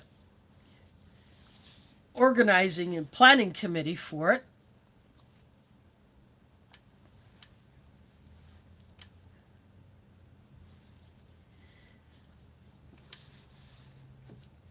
I missed last month's meeting because I spending so much time at the mosque that I would not have been able to hop in on Zoom. And I gave him a heads up that I would be missing it, but I would be there for the next meeting.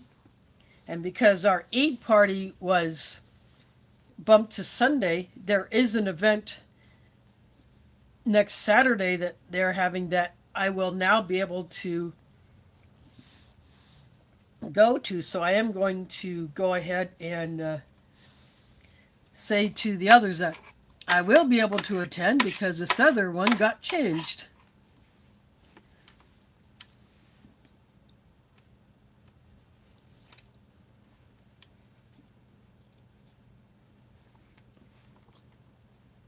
But yeah, doing the kids' crafts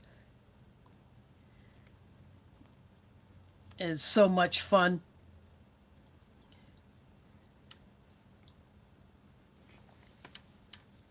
Yeah, despite the rain we had and Friday night, the bugs were just horrendous.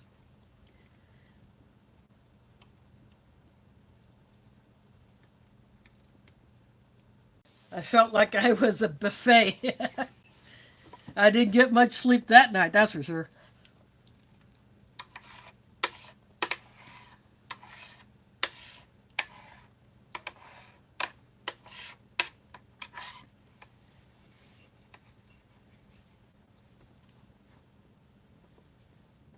But it's still so much fun to watch these kids do the crafts and then putting paint on their hands, and then they put their handprint on one of the teepees.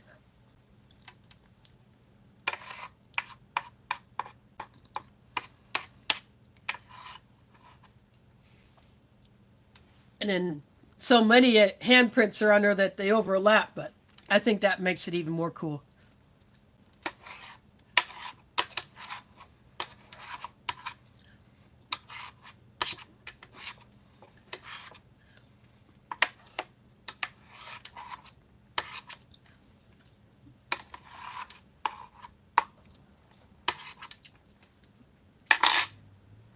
I've gotten all I'm going to get out of that pudding.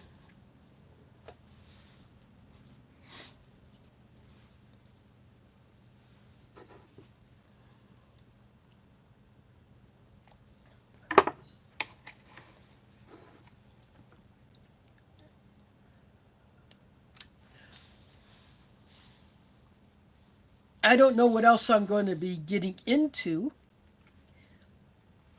this year, but usually the weekend of the powwow, I don't go live on Sunday because I don't always know when I'm going to get back.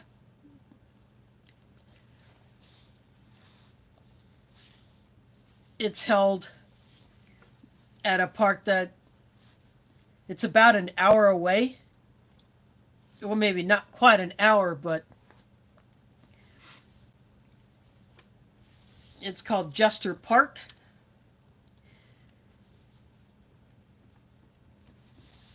And there is a large group campsite that we use.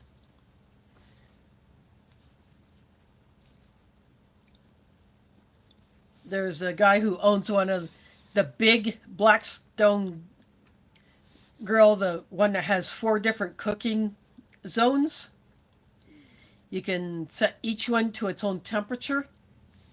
My second oldest sister owns the 2-section version. That's the smallest Blackstone.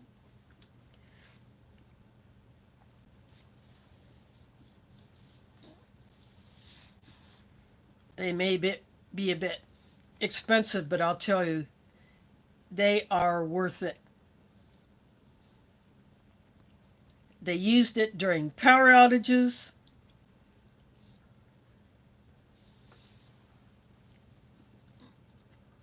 Or just when they want to cook outside.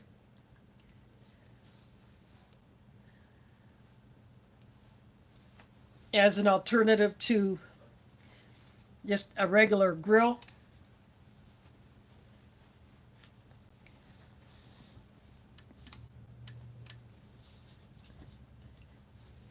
But with that large Blackstone, you can feed a good number of people off of it. So we will have that. The food that gets cooked on there is for the volunteers and the presenters or performers. And then those who just come to attend.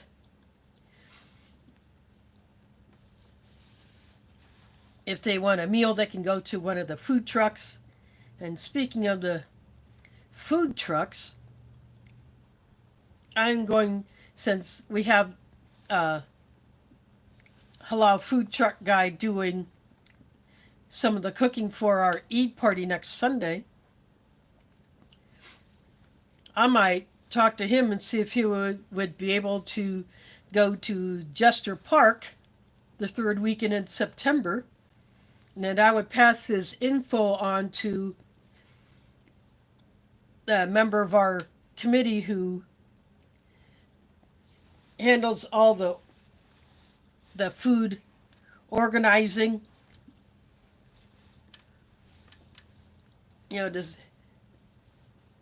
Contacting different food trucks, seeing which ones would be able to come out.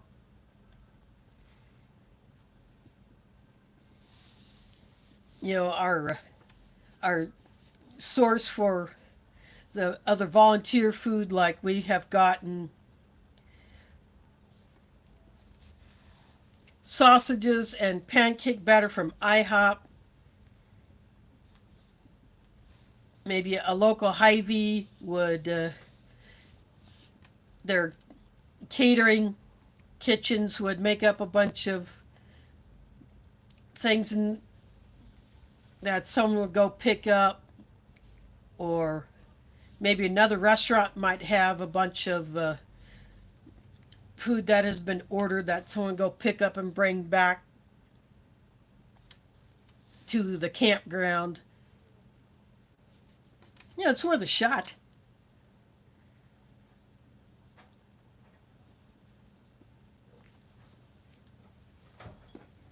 It would be something different.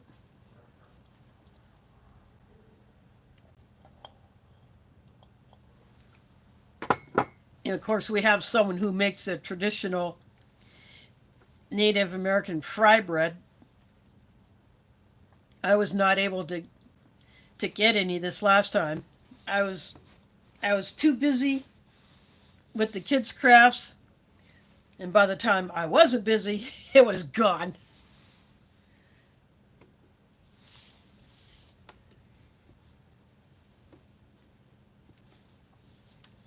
But I will try again to see if I can at least get me one.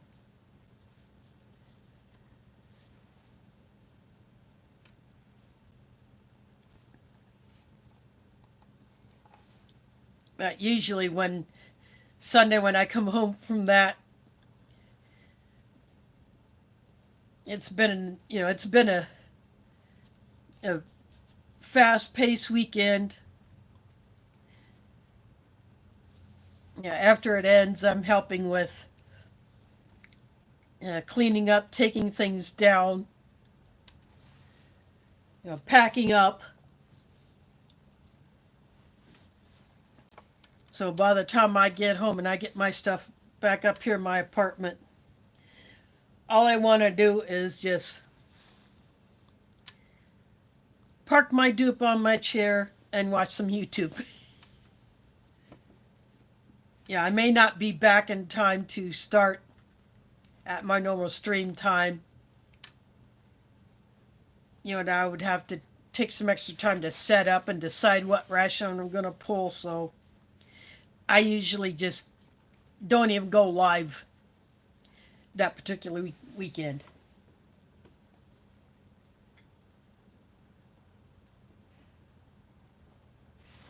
That's okay, Waffles. You're here. You're not so late that you're catching replay, but this Jalfrazi with lamb, I highly recommend it. And this 2021 version had some good additions. That banana caramel pudding, I really enjoyed that. I like having the roasted peanuts as opposed to just the plain raw peanuts. Wouldn't have minded them being a little salted a little bit more, but they're fine just the way they were. The Cajun snack mix, the seasoning was evenly spread throughout. The apple turnover had more filling than the last apple turnover I had. I was happy with that, although there are some bits that were pretty much all bread, but for the most part, it was better than the last one.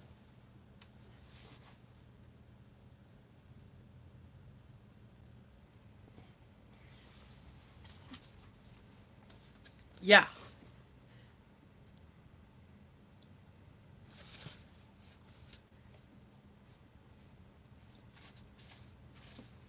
There are 3 Halal MREs that have lamb in them. There used to be 2, but a few years ago, a third one got added. So those are the only U.S. rations where you get actual lamb meat as opposed to any of the other meats that you would find in other MREs. The halal MREs do not have a hot drink option.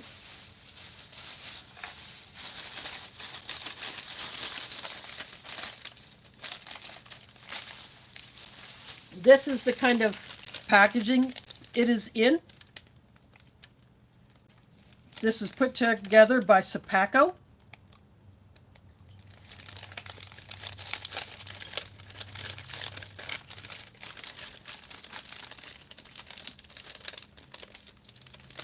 So this is one of the certified halal markings that you'll find on different food items. There are different styles of this to indicate that a food has been certified halal.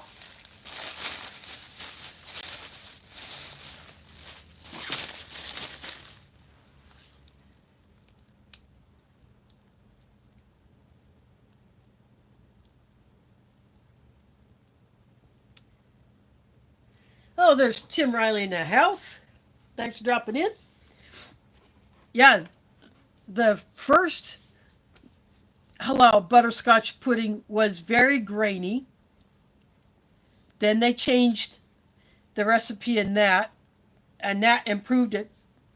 It was no longer grainy, and I think the taste in that was a lot better. You know, the chocolate pudding, I do enjoy that one as well. But this banana caramel, yeah, I would go to a store and buy that. I definitely would.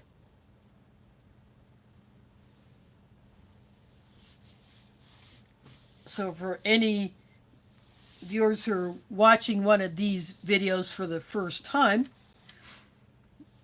halal basically means it is permissible. And for something to be certified halal, especially a meat, it has to be something other than pork.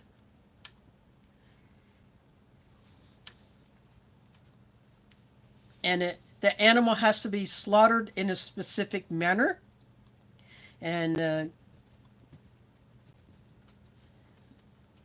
God's or Allah's name pronounced on it. And then it is the animal is then skinned and butchered, you know, for further processing. You know, the animal has to be humanely raised as well. So the best food it can get. No unnecessary injections or crap like that. You don't want that in your meat anyway.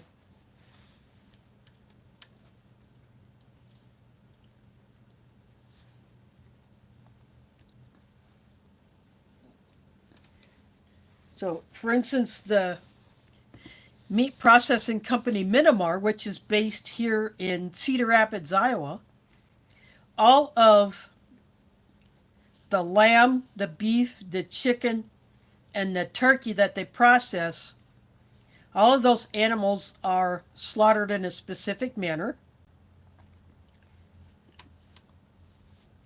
before they are butchered. You know, they come from farms that humanely raise them.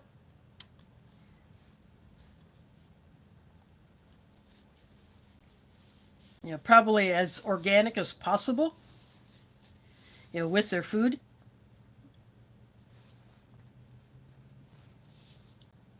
And then the animals are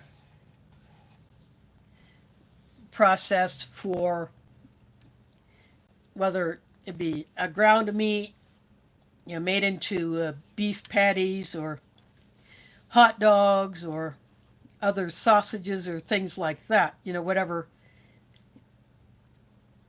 The beef breakfast strips. I call it beef bacon. It looks like pork bacon, just beef.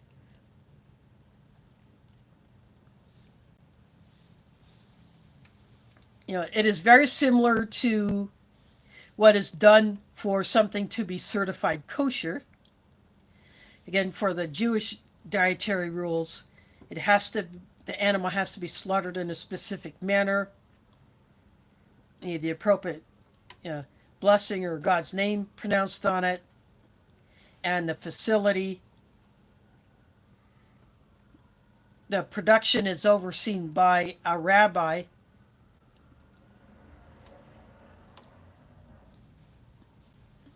I don't know to what extent, if I think someone has to go to a facility or a farm where animals are raised to be slaughtered by a Muslim. I think whoever does it, they have to be observed and make sure they're doing it the correct way. So, the rules are somewhat similar. That a Muslim can eat meat that is handled by Jews, and if a Christian does it in this similar way, God's name is pronounced on it. Although it's very hard to find that here in the U.S. I don't exclusively get halal meats because they're more expensive and sometimes not easy to find what I want. If I want something different than what I can get at Halal groceries. But as much as I can, I stick to the halal meats when I'm buying my meats.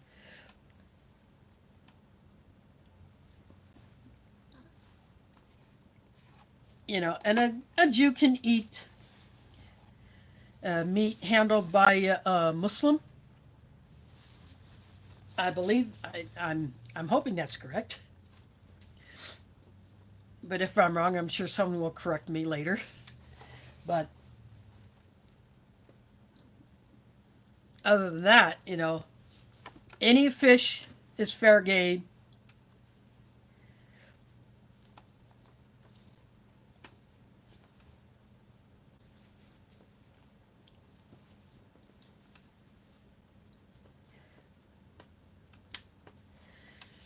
And if I were a hunter and I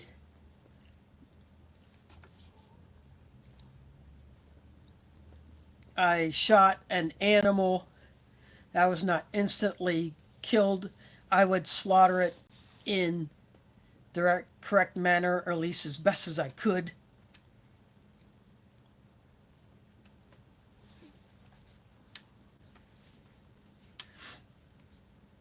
But my eyeballs don't allow for that.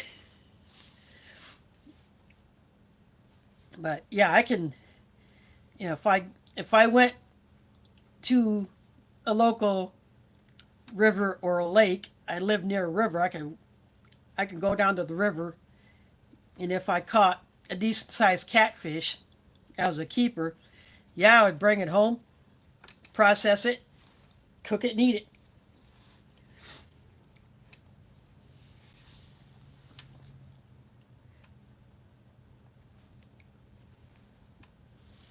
I eat lobsters when someone buys one for me. I'll eat crawfish, crawdads.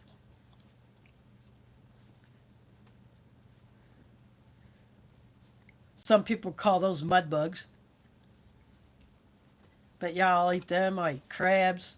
Any seafood. Oysters, clams, mussels. I'll eat them.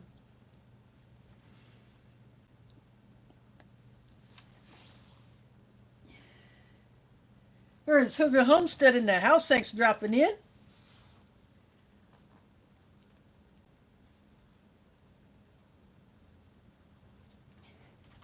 Yeah, Waffles, you really should. If you get this particular MRE, the Jalfrazi with lamb MRE from 2021, you may get the banana caramel pudding.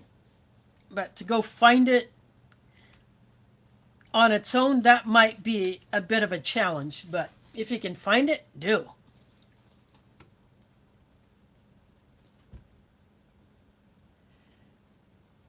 Yeah, you have to go to the farm yourself, pretty much.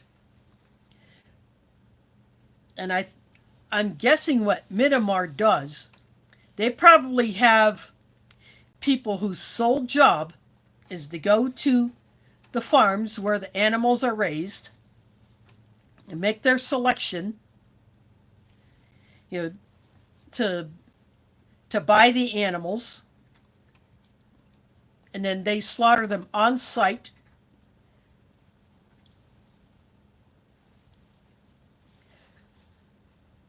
And then prepare them to transport back to the processing plant.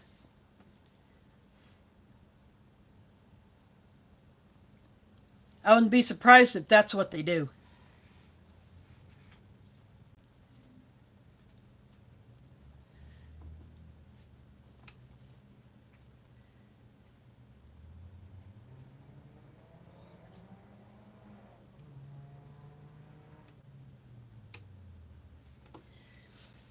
Yeah, the cheese pizza, yeah, it does have its issues.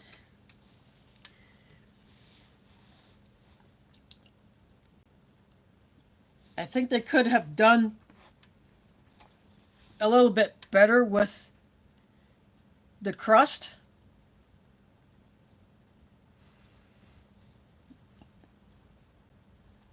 But I will give them props for at least making that an option for those that would otherwise skip the pepperoni pizza.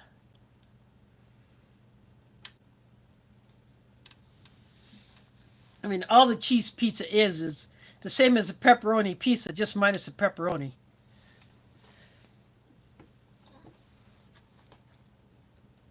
It would be nice to see if they could make some improvements in that.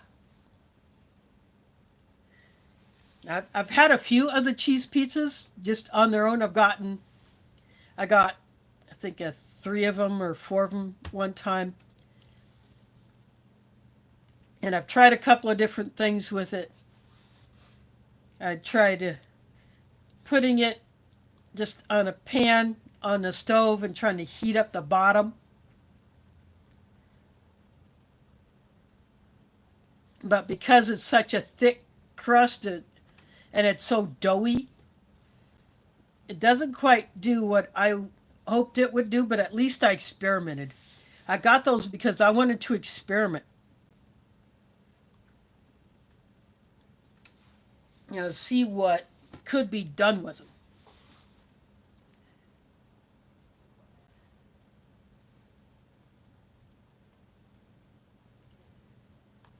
Yeah, I won't eat the catfish out of the Des Moines River, at least not at the part of the river where I'm at, in the middle of the city,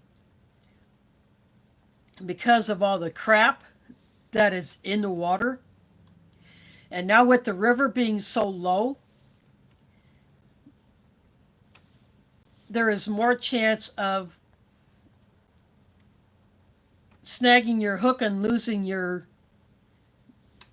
bait or your lure than actually getting a fish because of all the junk that's in the water. And you'd have to be dropping more line. And who knows what you may come up against when you're trying to reel it in just to see if you still have anything on your hook. So if I fish the Des Moines River, it's got to be in a place that's outside of the city.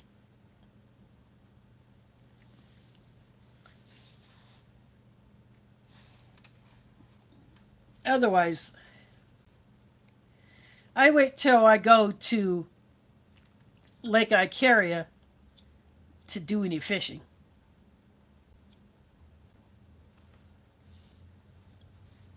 Yeah, the other lakes are just not as accessible, not close enough to a bus stop for my liking. Otherwise, I would be fishing the lakes.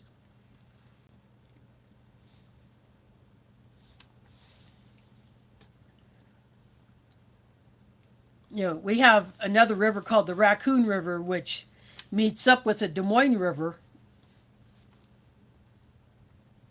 and we get our city water from both rivers. So I don't think I would want to fish the Raccoon River, at least not at the part of it that's in the city. I would not want to do that. Yeah, outside the city, yeah, I probably would. But someone would have to take me way out there.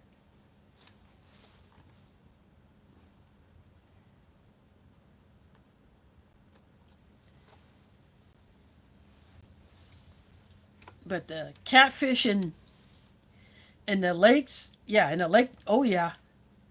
Or if it's in a river that's not near a city, at least not near a big city,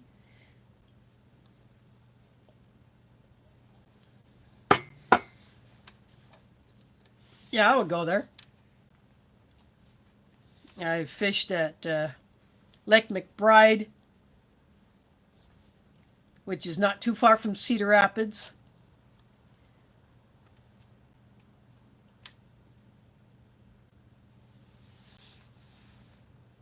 I didn't fish Lake Miami though. Then the Brahms family who owns 3B Farms, they have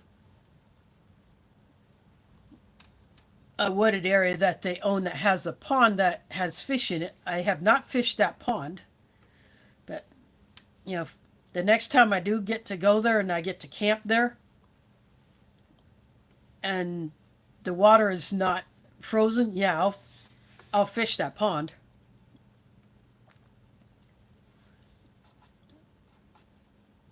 I don't have a setup for ice fishing, so I've never done that. And that's something I would like to try is ice fishing, but I would have to go with uh, Tech and or Brenda, you know, ALK Urban Homestead. I would have to go with either one or both of them to try ice fishing, which I've never done.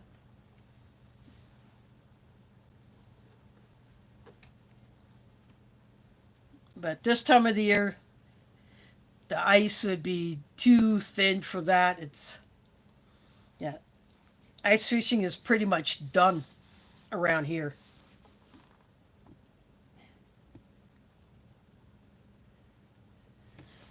Yeah, I remember Happy Joe's. There was one in Adair. It might even still be there, as far as I know.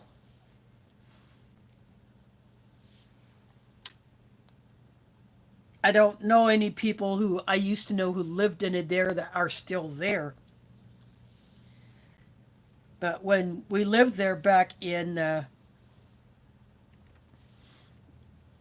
mid mid 70s, yeah, we used to go to a Happy Chef, but we always call it the Happy Crap. Sometimes the food there was decent, sometimes not so much. But it was still a fun place to go to every once in a while.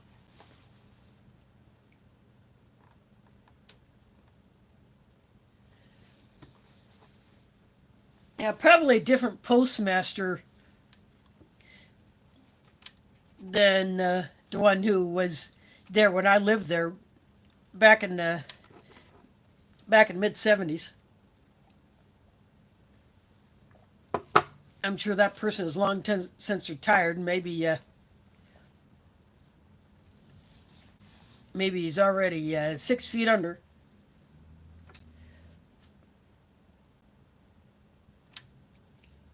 But we had also lived for a short time in Casey, which is not too far from Adair. So we would go into Adair if there was nothing that we wanted or needed to do in Casey.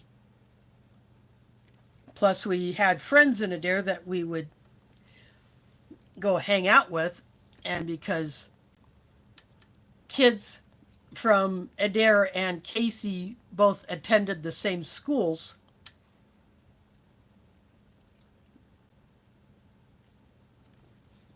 when it was time to change schools, there was no trying to make new friends because you still knew those same kids.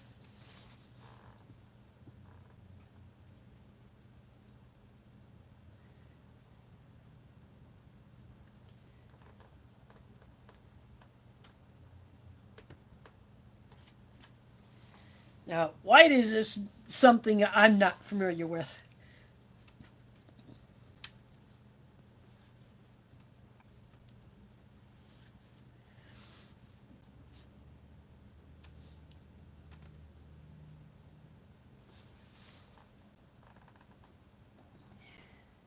There's Took by V in the house. Thanks for dropping in.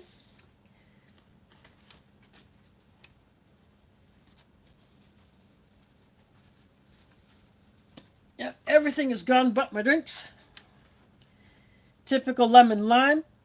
I'll take this over the fruit punch and the other tropical punch any day. Some people don't like this, but yeah, the red ones, I don't know, I just don't like them.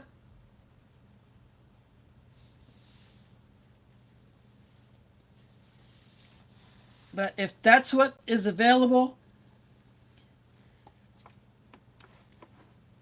I'll still use them. I have them in my stash, so I will use them.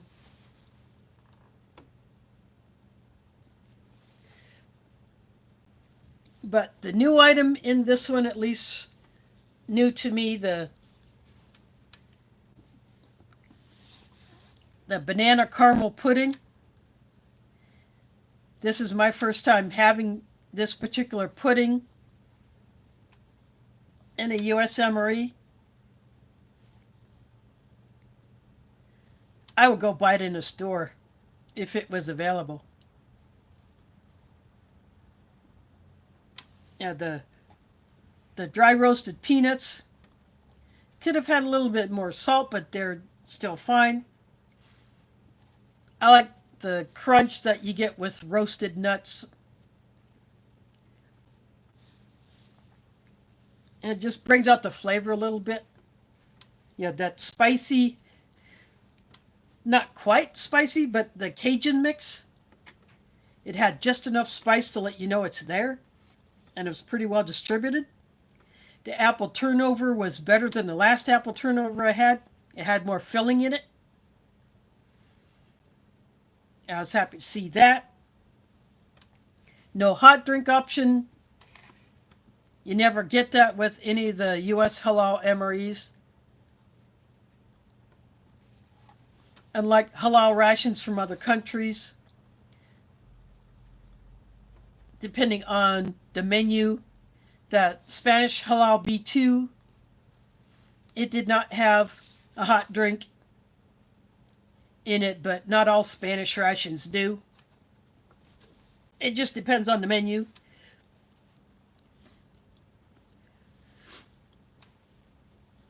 But you get a halal French ration, you get a halal British ration, you'll get a hot drink option, at least one, if not two or three.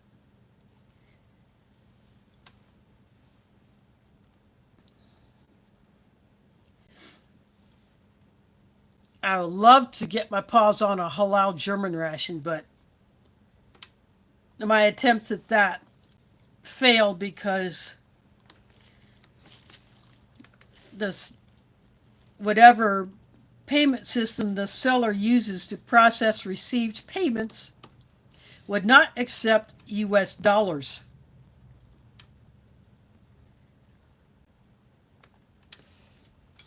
Regardless of whether I had more than enough as far as a PayPal balance or my card, it would not accept a US dollar payment.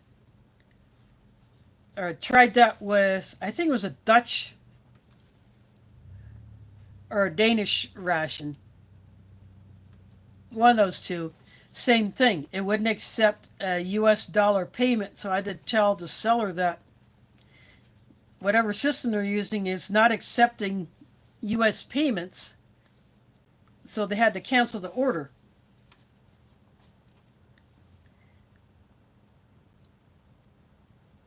And it's something on their end. Yeah, whatever system they use is not allowing US payments, so I have not been able to get either of those two. But it is what it is, and I just go on and look for something else.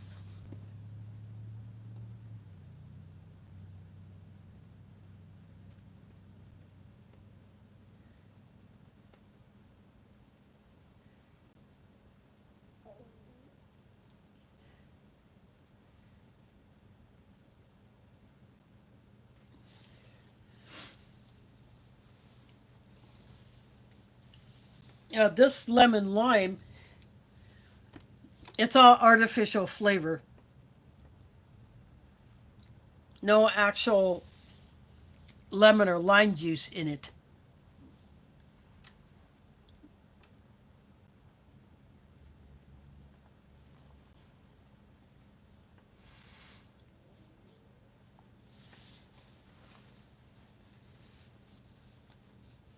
But you would probably still avoid it just to be on the safe side.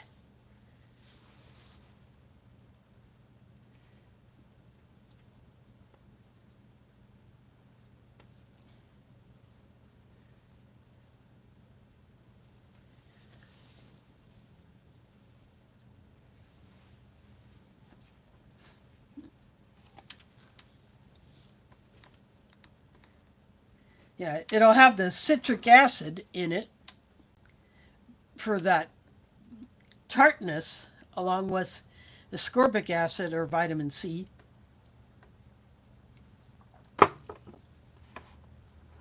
But even that may present a problem to someone who is allergic to anything citrus.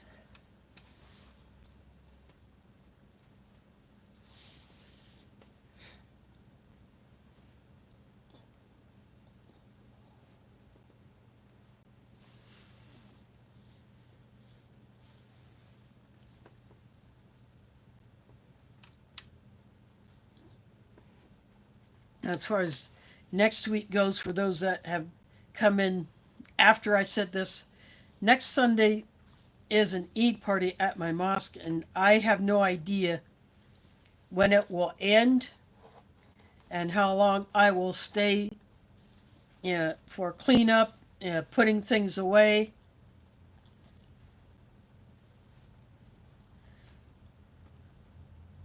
And we'll start it at around maybe 2 in the afternoon or 1:45 after the midday prayer.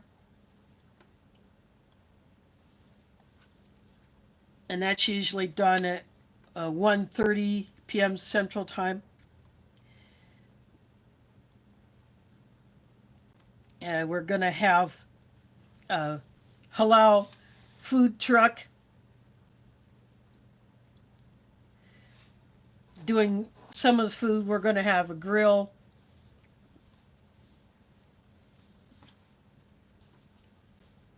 Doing hamburgers and hot dogs. We're going to have some other items. We're getting those together as we speak.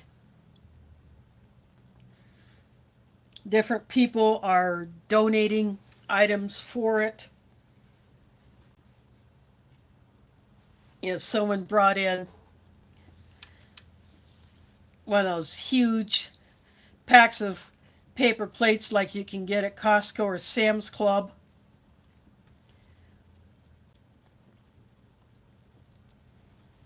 I bought several packs of those divided trays that are a little bit shorter. They're probably about this long. Say from here, you know, the length of this tray minus my utensil slot here. I think I'm froze. See, I'm not seeing any movement. I'm looking at the video on my screen.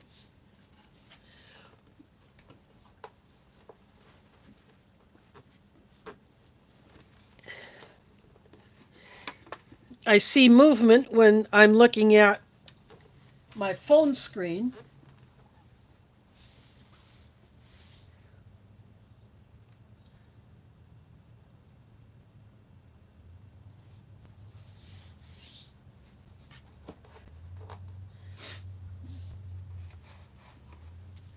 But I'm looking at the image on my tablet and it looks like it's froze.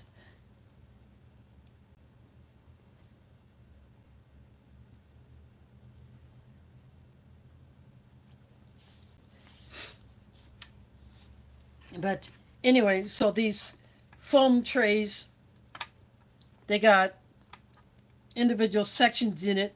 So they're about as long as this tray minus my utensil slot here. And maybe from here to about here, not quite as wide.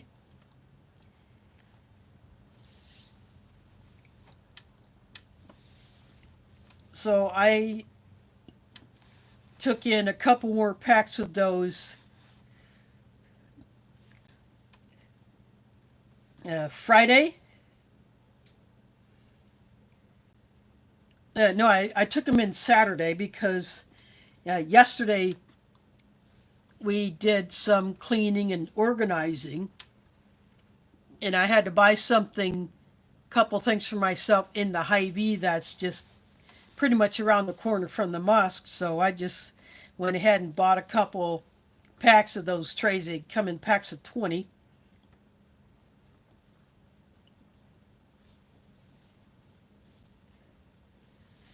So I took 40 in. I took another 40 in probably the week before. And we probably had about 10 or so left from the previous stack that we had, maybe 15. Someone had used some of them, so if we're going to have enough of those, maybe I'll get some more. So between those two stacks, we should have more than enough plates. And we have utensil sets that we did not use during Ramadan, so we're going to use those.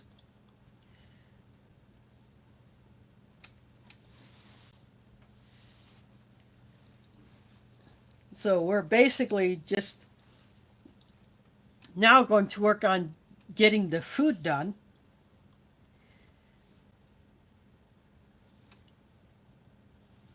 Someone or several people are buying those big boxes of single serve chips, like variety boxes of potato chips, Doritos, Fritos, things like that. And we got people who are going to buy flats or cases or boxes of the single serve drinks like the Capri Sun pouches or the Sunny Delight bottles or something like that. Plus we'll have water bottles available.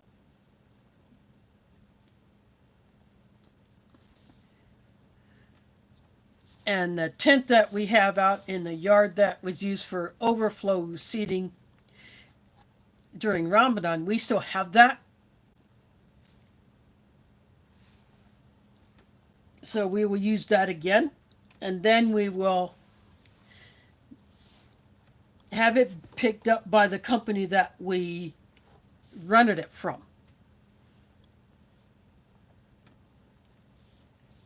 And I'll tell you, the strong winds that we had last month, the way they had that thing set up, you'd never know that wind tried to mess with it, because it just looks like it did the day it was set up. The tent that we tried last year, it was not designed very well. It was cheaply made. The only thing that kept it on the Moss property was the fence. A gust of wind took that thing, pulled the cheap stakes out. The guy lines were not long enough to pull them out away like you normally would.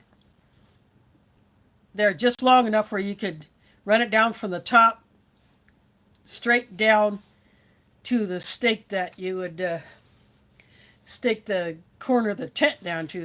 That's pretty much it, and it was just barely enough for that.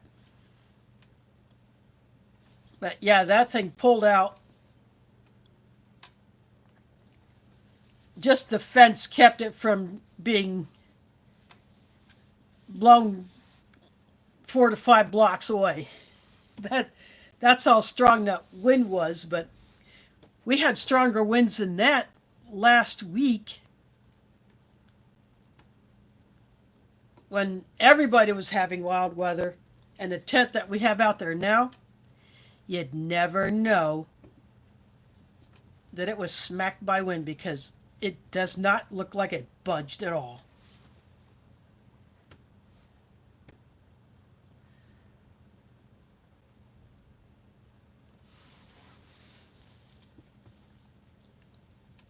And what this company did was, they have these water tanks that they filled with probably 20, maybe 30 gallons of water.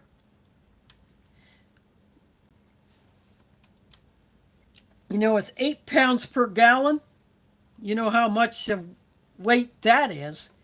And then they tied the guy lines to that. There's this handle on that thing.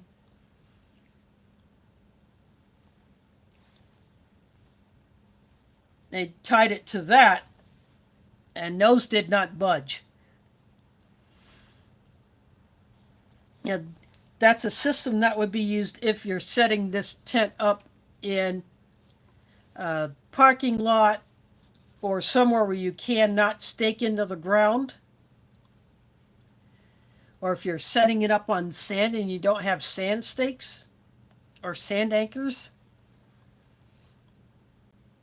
Yeah, these water tanks hold enough water. Well,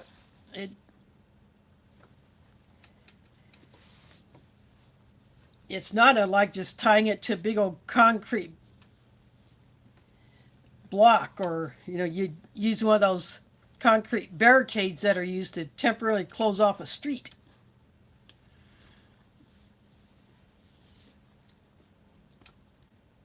But yet, when you're done, you just dump the water out of it, and you're carrying less weight to go back to wherever it came from.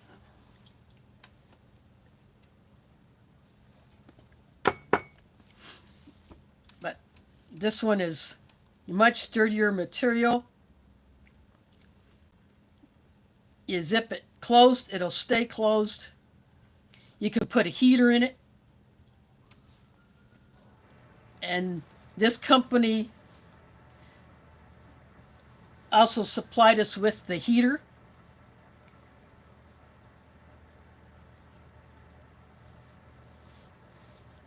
And all we have to do is run a cord to the outlet that's on the outside of the mosque building, just outside the front door.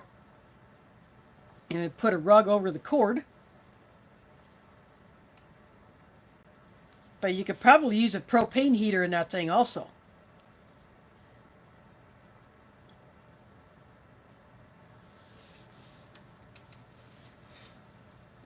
Yeah, the tent is bigger than the other one that we had last year.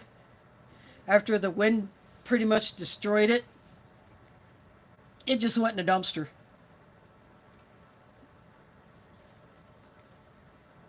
It was not worth the money that someone paid to buy that thing. I'd be just like the canopy that one of my sisters bought last year after the wind destroyed my second oldest sister's canopy. Those freak windstorms that came up while we were at the lake, and it destroyed our canopy. It destroyed a similar one that another group had. It sent theirs probably like 20, 30 yards away from their campsite. And it sent ours like 2 cabins away, or 3, before the poles are almost wrapped around a tree. But we will have a new canopy this year. The one that my oldest sister bought was from Walmart. She paid $150 for it. It was poorly made. It was defective when we got it. We noticed that when we were trying to set it up, because some of the tabs that you would wrap around the frame when you're putting a cover on, they come off. I was going to fasten one, and it came off in my hand.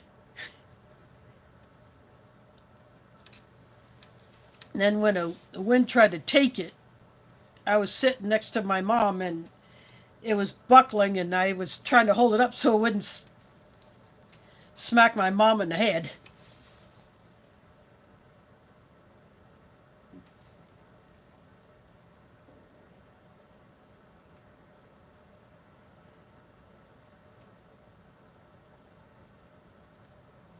Yeah, I don't know what brand of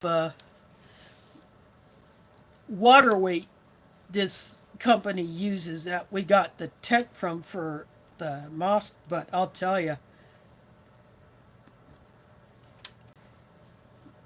very handy thing. Heck, you could probably fill it with sand or cat litter or whatever you like, to whatever amount of weight you needed it to hold, and then just dump it when you're done. I have seen signposts, temporary signposts or banner posts that are the same way. You could fill it to the top with whatever material wanted in there, like sand, water, or cat litter,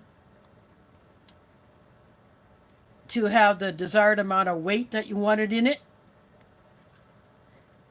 And then when you're ready to pack things up and take it away, you dump it out. That way you don't have that extra weight to carry back.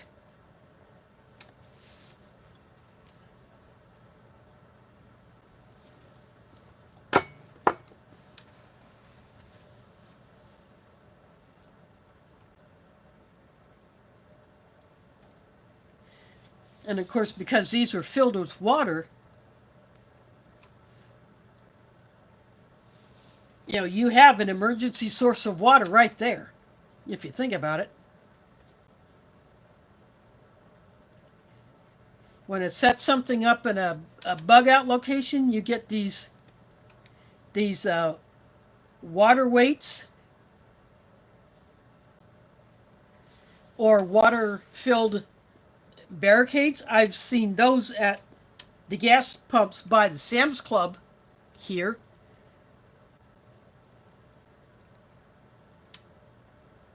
Yeah, I can tell that they're refillable because of the cap that's on the top of them.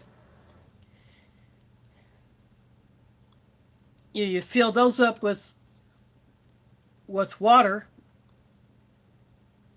to use as a weight to hold down whatever you're holding down. And then in an emergency situation, you have ready access to water.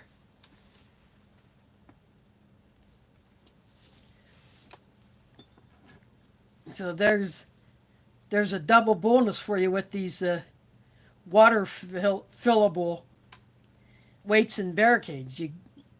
You can have it do two things for you.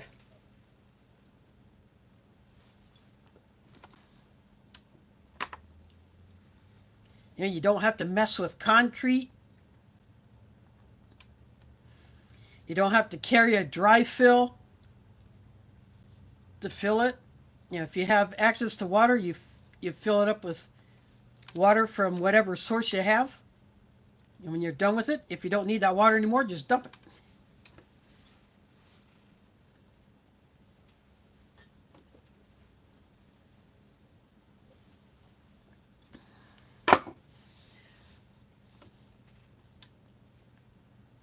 Now there's your bonus prep tip for the day.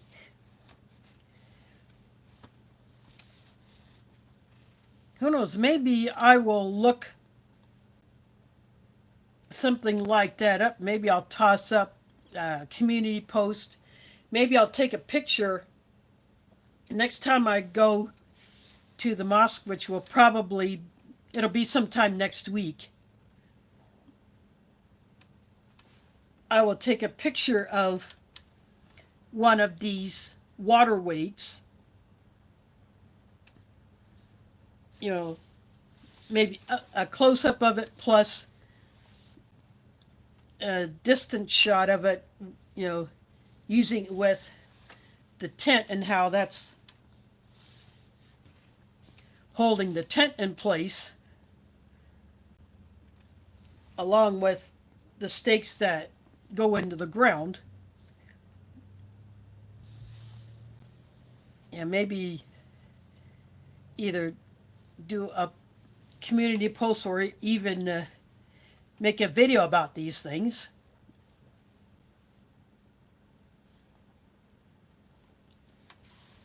Because if you can get a hold of something like that for a property, an off-grid property, or, you know, even for a farm or a ranch, that would be a handy thing to have.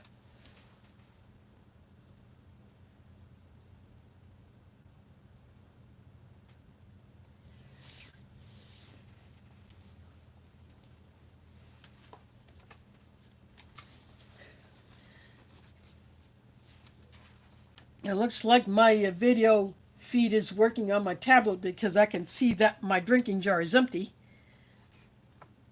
Guess it resolved itself.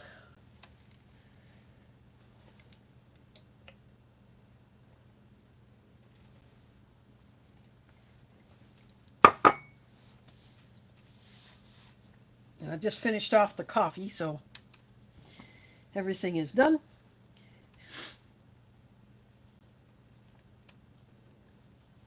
Yep, I think I will go ahead and do that for you all.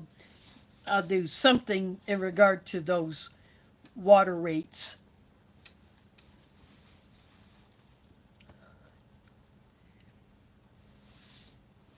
Because I think they're the coolest thing.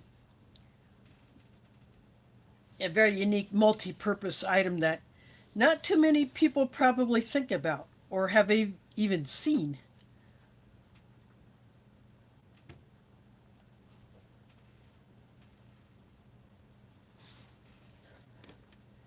So again, as far as next week,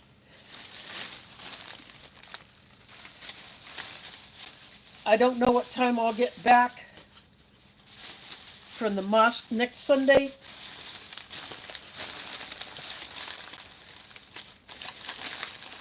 But if I can kind of get a sense of that in advance, how late I will be there, then I will be able to make the decision on whether or not I go live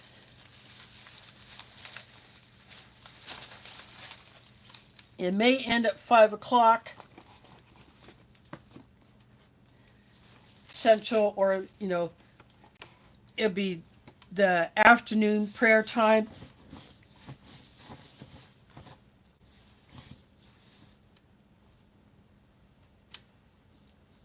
I'm not sure of that yet. I'll know more later on.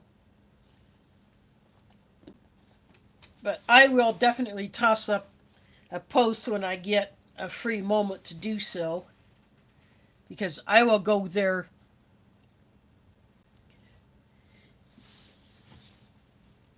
somewhat early so I can help with setup.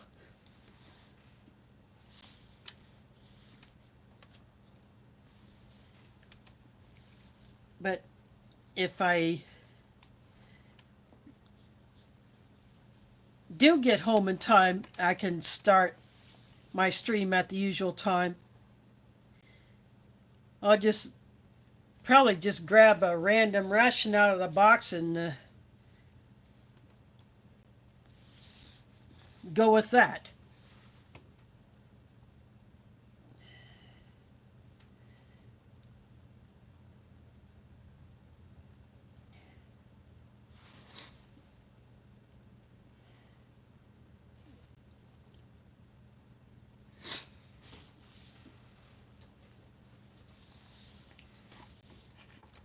Yeah, that may actually be two packages, because another one has been wanting to send me a ratatouille MRE. That's a menu I had not been able to try yet. I have always wanted to try it.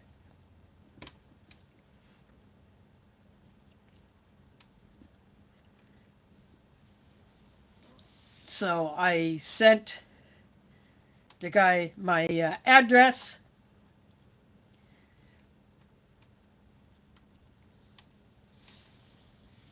So I should be getting that sometime next week as well. And I owe Sean Hack a whole lot more, because he sent me so much more than I sent him.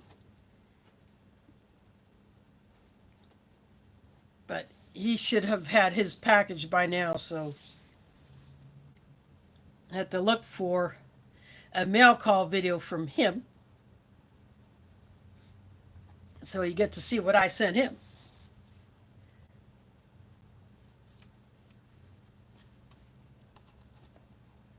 He had an interest in an item I had a duplicate of, so I said, yeah, sure, I'll trade you for it. So that's what we did.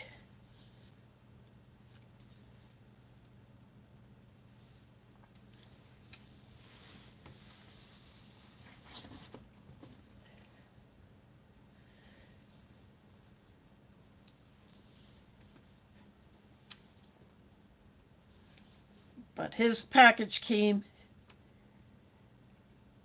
in pretty good shape. Just that one accessory pack, like the one that was in the Halal MRE, that had come open somehow.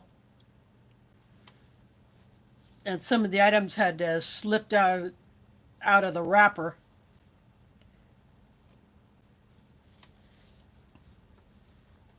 And of course, the MRE mountain box looked like it had been knocked around a bit, but none of the items were damaged in that, so I was happy about that.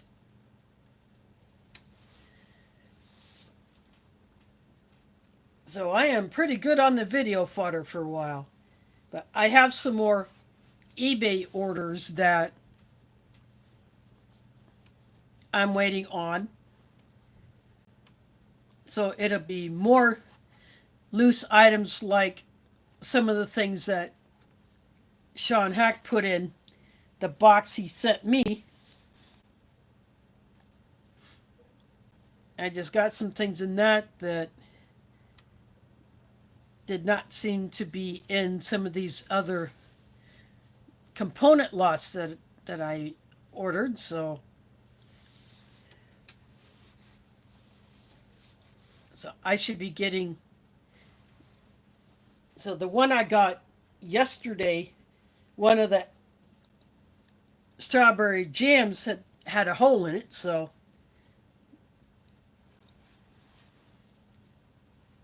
I had a bit of a mess to clean up. But there were so many strawberry jams, I didn't mind having to lose that one.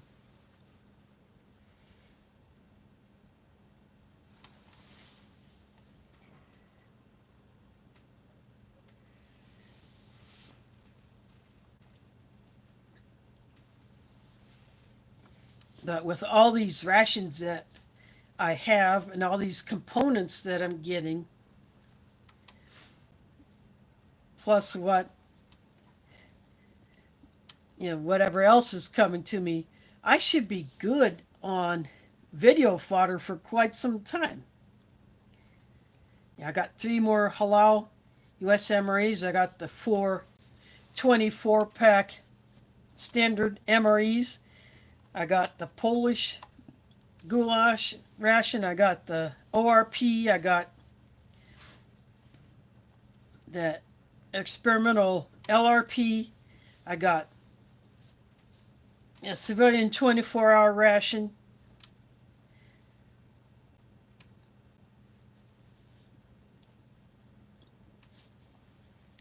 So I got stuff that'll keep me going for a few months at least.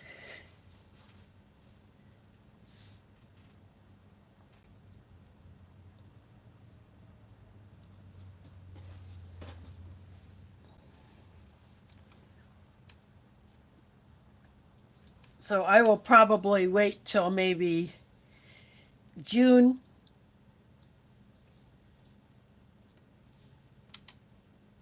to put in another ration order unless I see something. If I'm just casually browsing and I see something that is not too expensive and just sounds interesting to me, who knows, maybe I'll go ahead and pop for it. I don't know.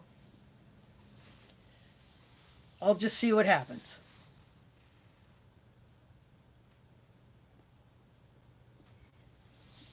Yeah, well, with the way my mail comes here, we have a mailbox bank. And when a package comes, if it is small enough to fit in the regular mailbox, the mail carrier will put it in there. If it is too big for that, but it's still small enough to fit in the package locker, then the mail carrier will put it in the package locker and then put the key to that package locker in my mailbox. But if it is too big for that, then I get a notice in my box saying that the item is too big for the package locker. Or I will get that notice if all 3 package lockers are full. Packages for other residents. Or if I have to sign for it, then I get that notice. And then if I happen to be out there or at home and I see the mail carrier there, I can look out my window at the mailboxes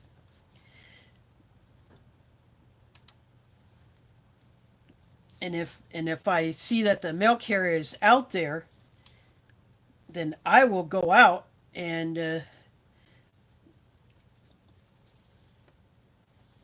see what it is. If I have to sign for it or if the package is too big for the package locker.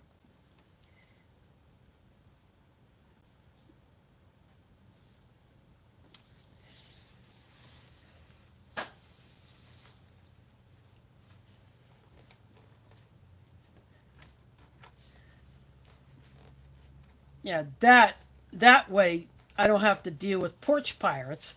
The only time I would have to worry about that is with another delivery service if they do not follow the delivery instructions. And more often than not, they seem to not follow the delivery instructions. FedEx, for one, they never follow the delivery instructions.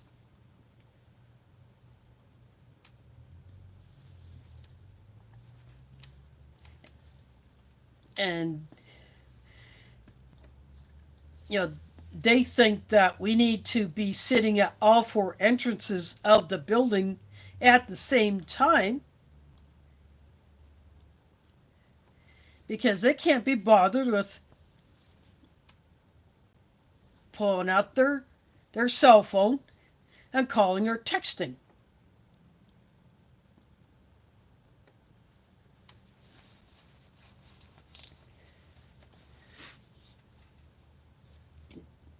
The only time that they would,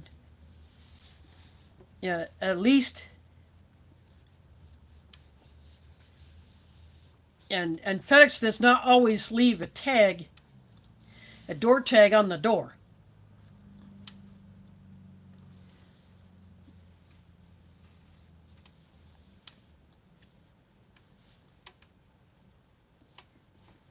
Now, if someone has to be going in or out of the building at the same time that the delivery driver is coming, then usually that person lets the delivery driver in. And that way we get it at least brought into the building. But if they do leave a package outside, and if I see it, I bring it inside. And I had someone do that with one of my packages. It was left out on the step. Someone saw it, brought it inside before a porch pirate could grab it. So bring it inside, and if it's not too heavy or too big or bulky, I will then take it and put it in front of that person's door.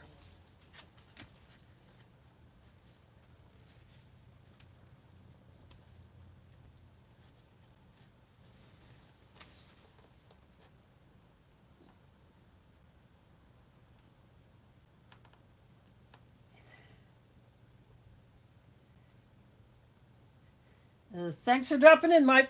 I'm probably going to go ahead and close this one out anyway, since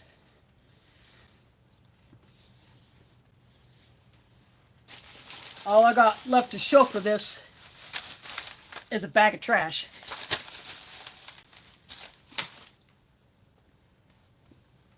And a few things to wash, but this is a good one. I hope all of you enjoyed seeing this one again.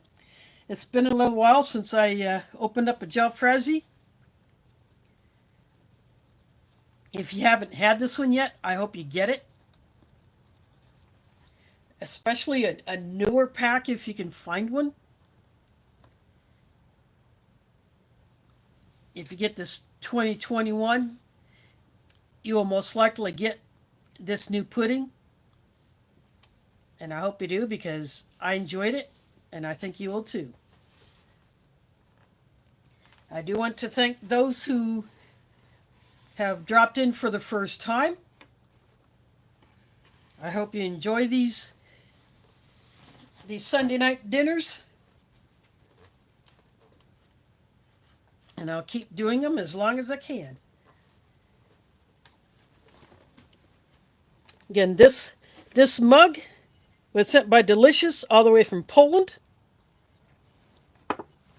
My foreign MRE mug broke. Sorry, I hit the foam out with my head as I stood up.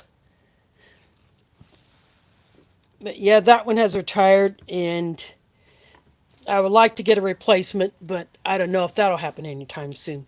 But anyway, again, sorry about that. I do want to thank you all for hanging out with me tonight. Thanks for watching, and catch you on the flip side.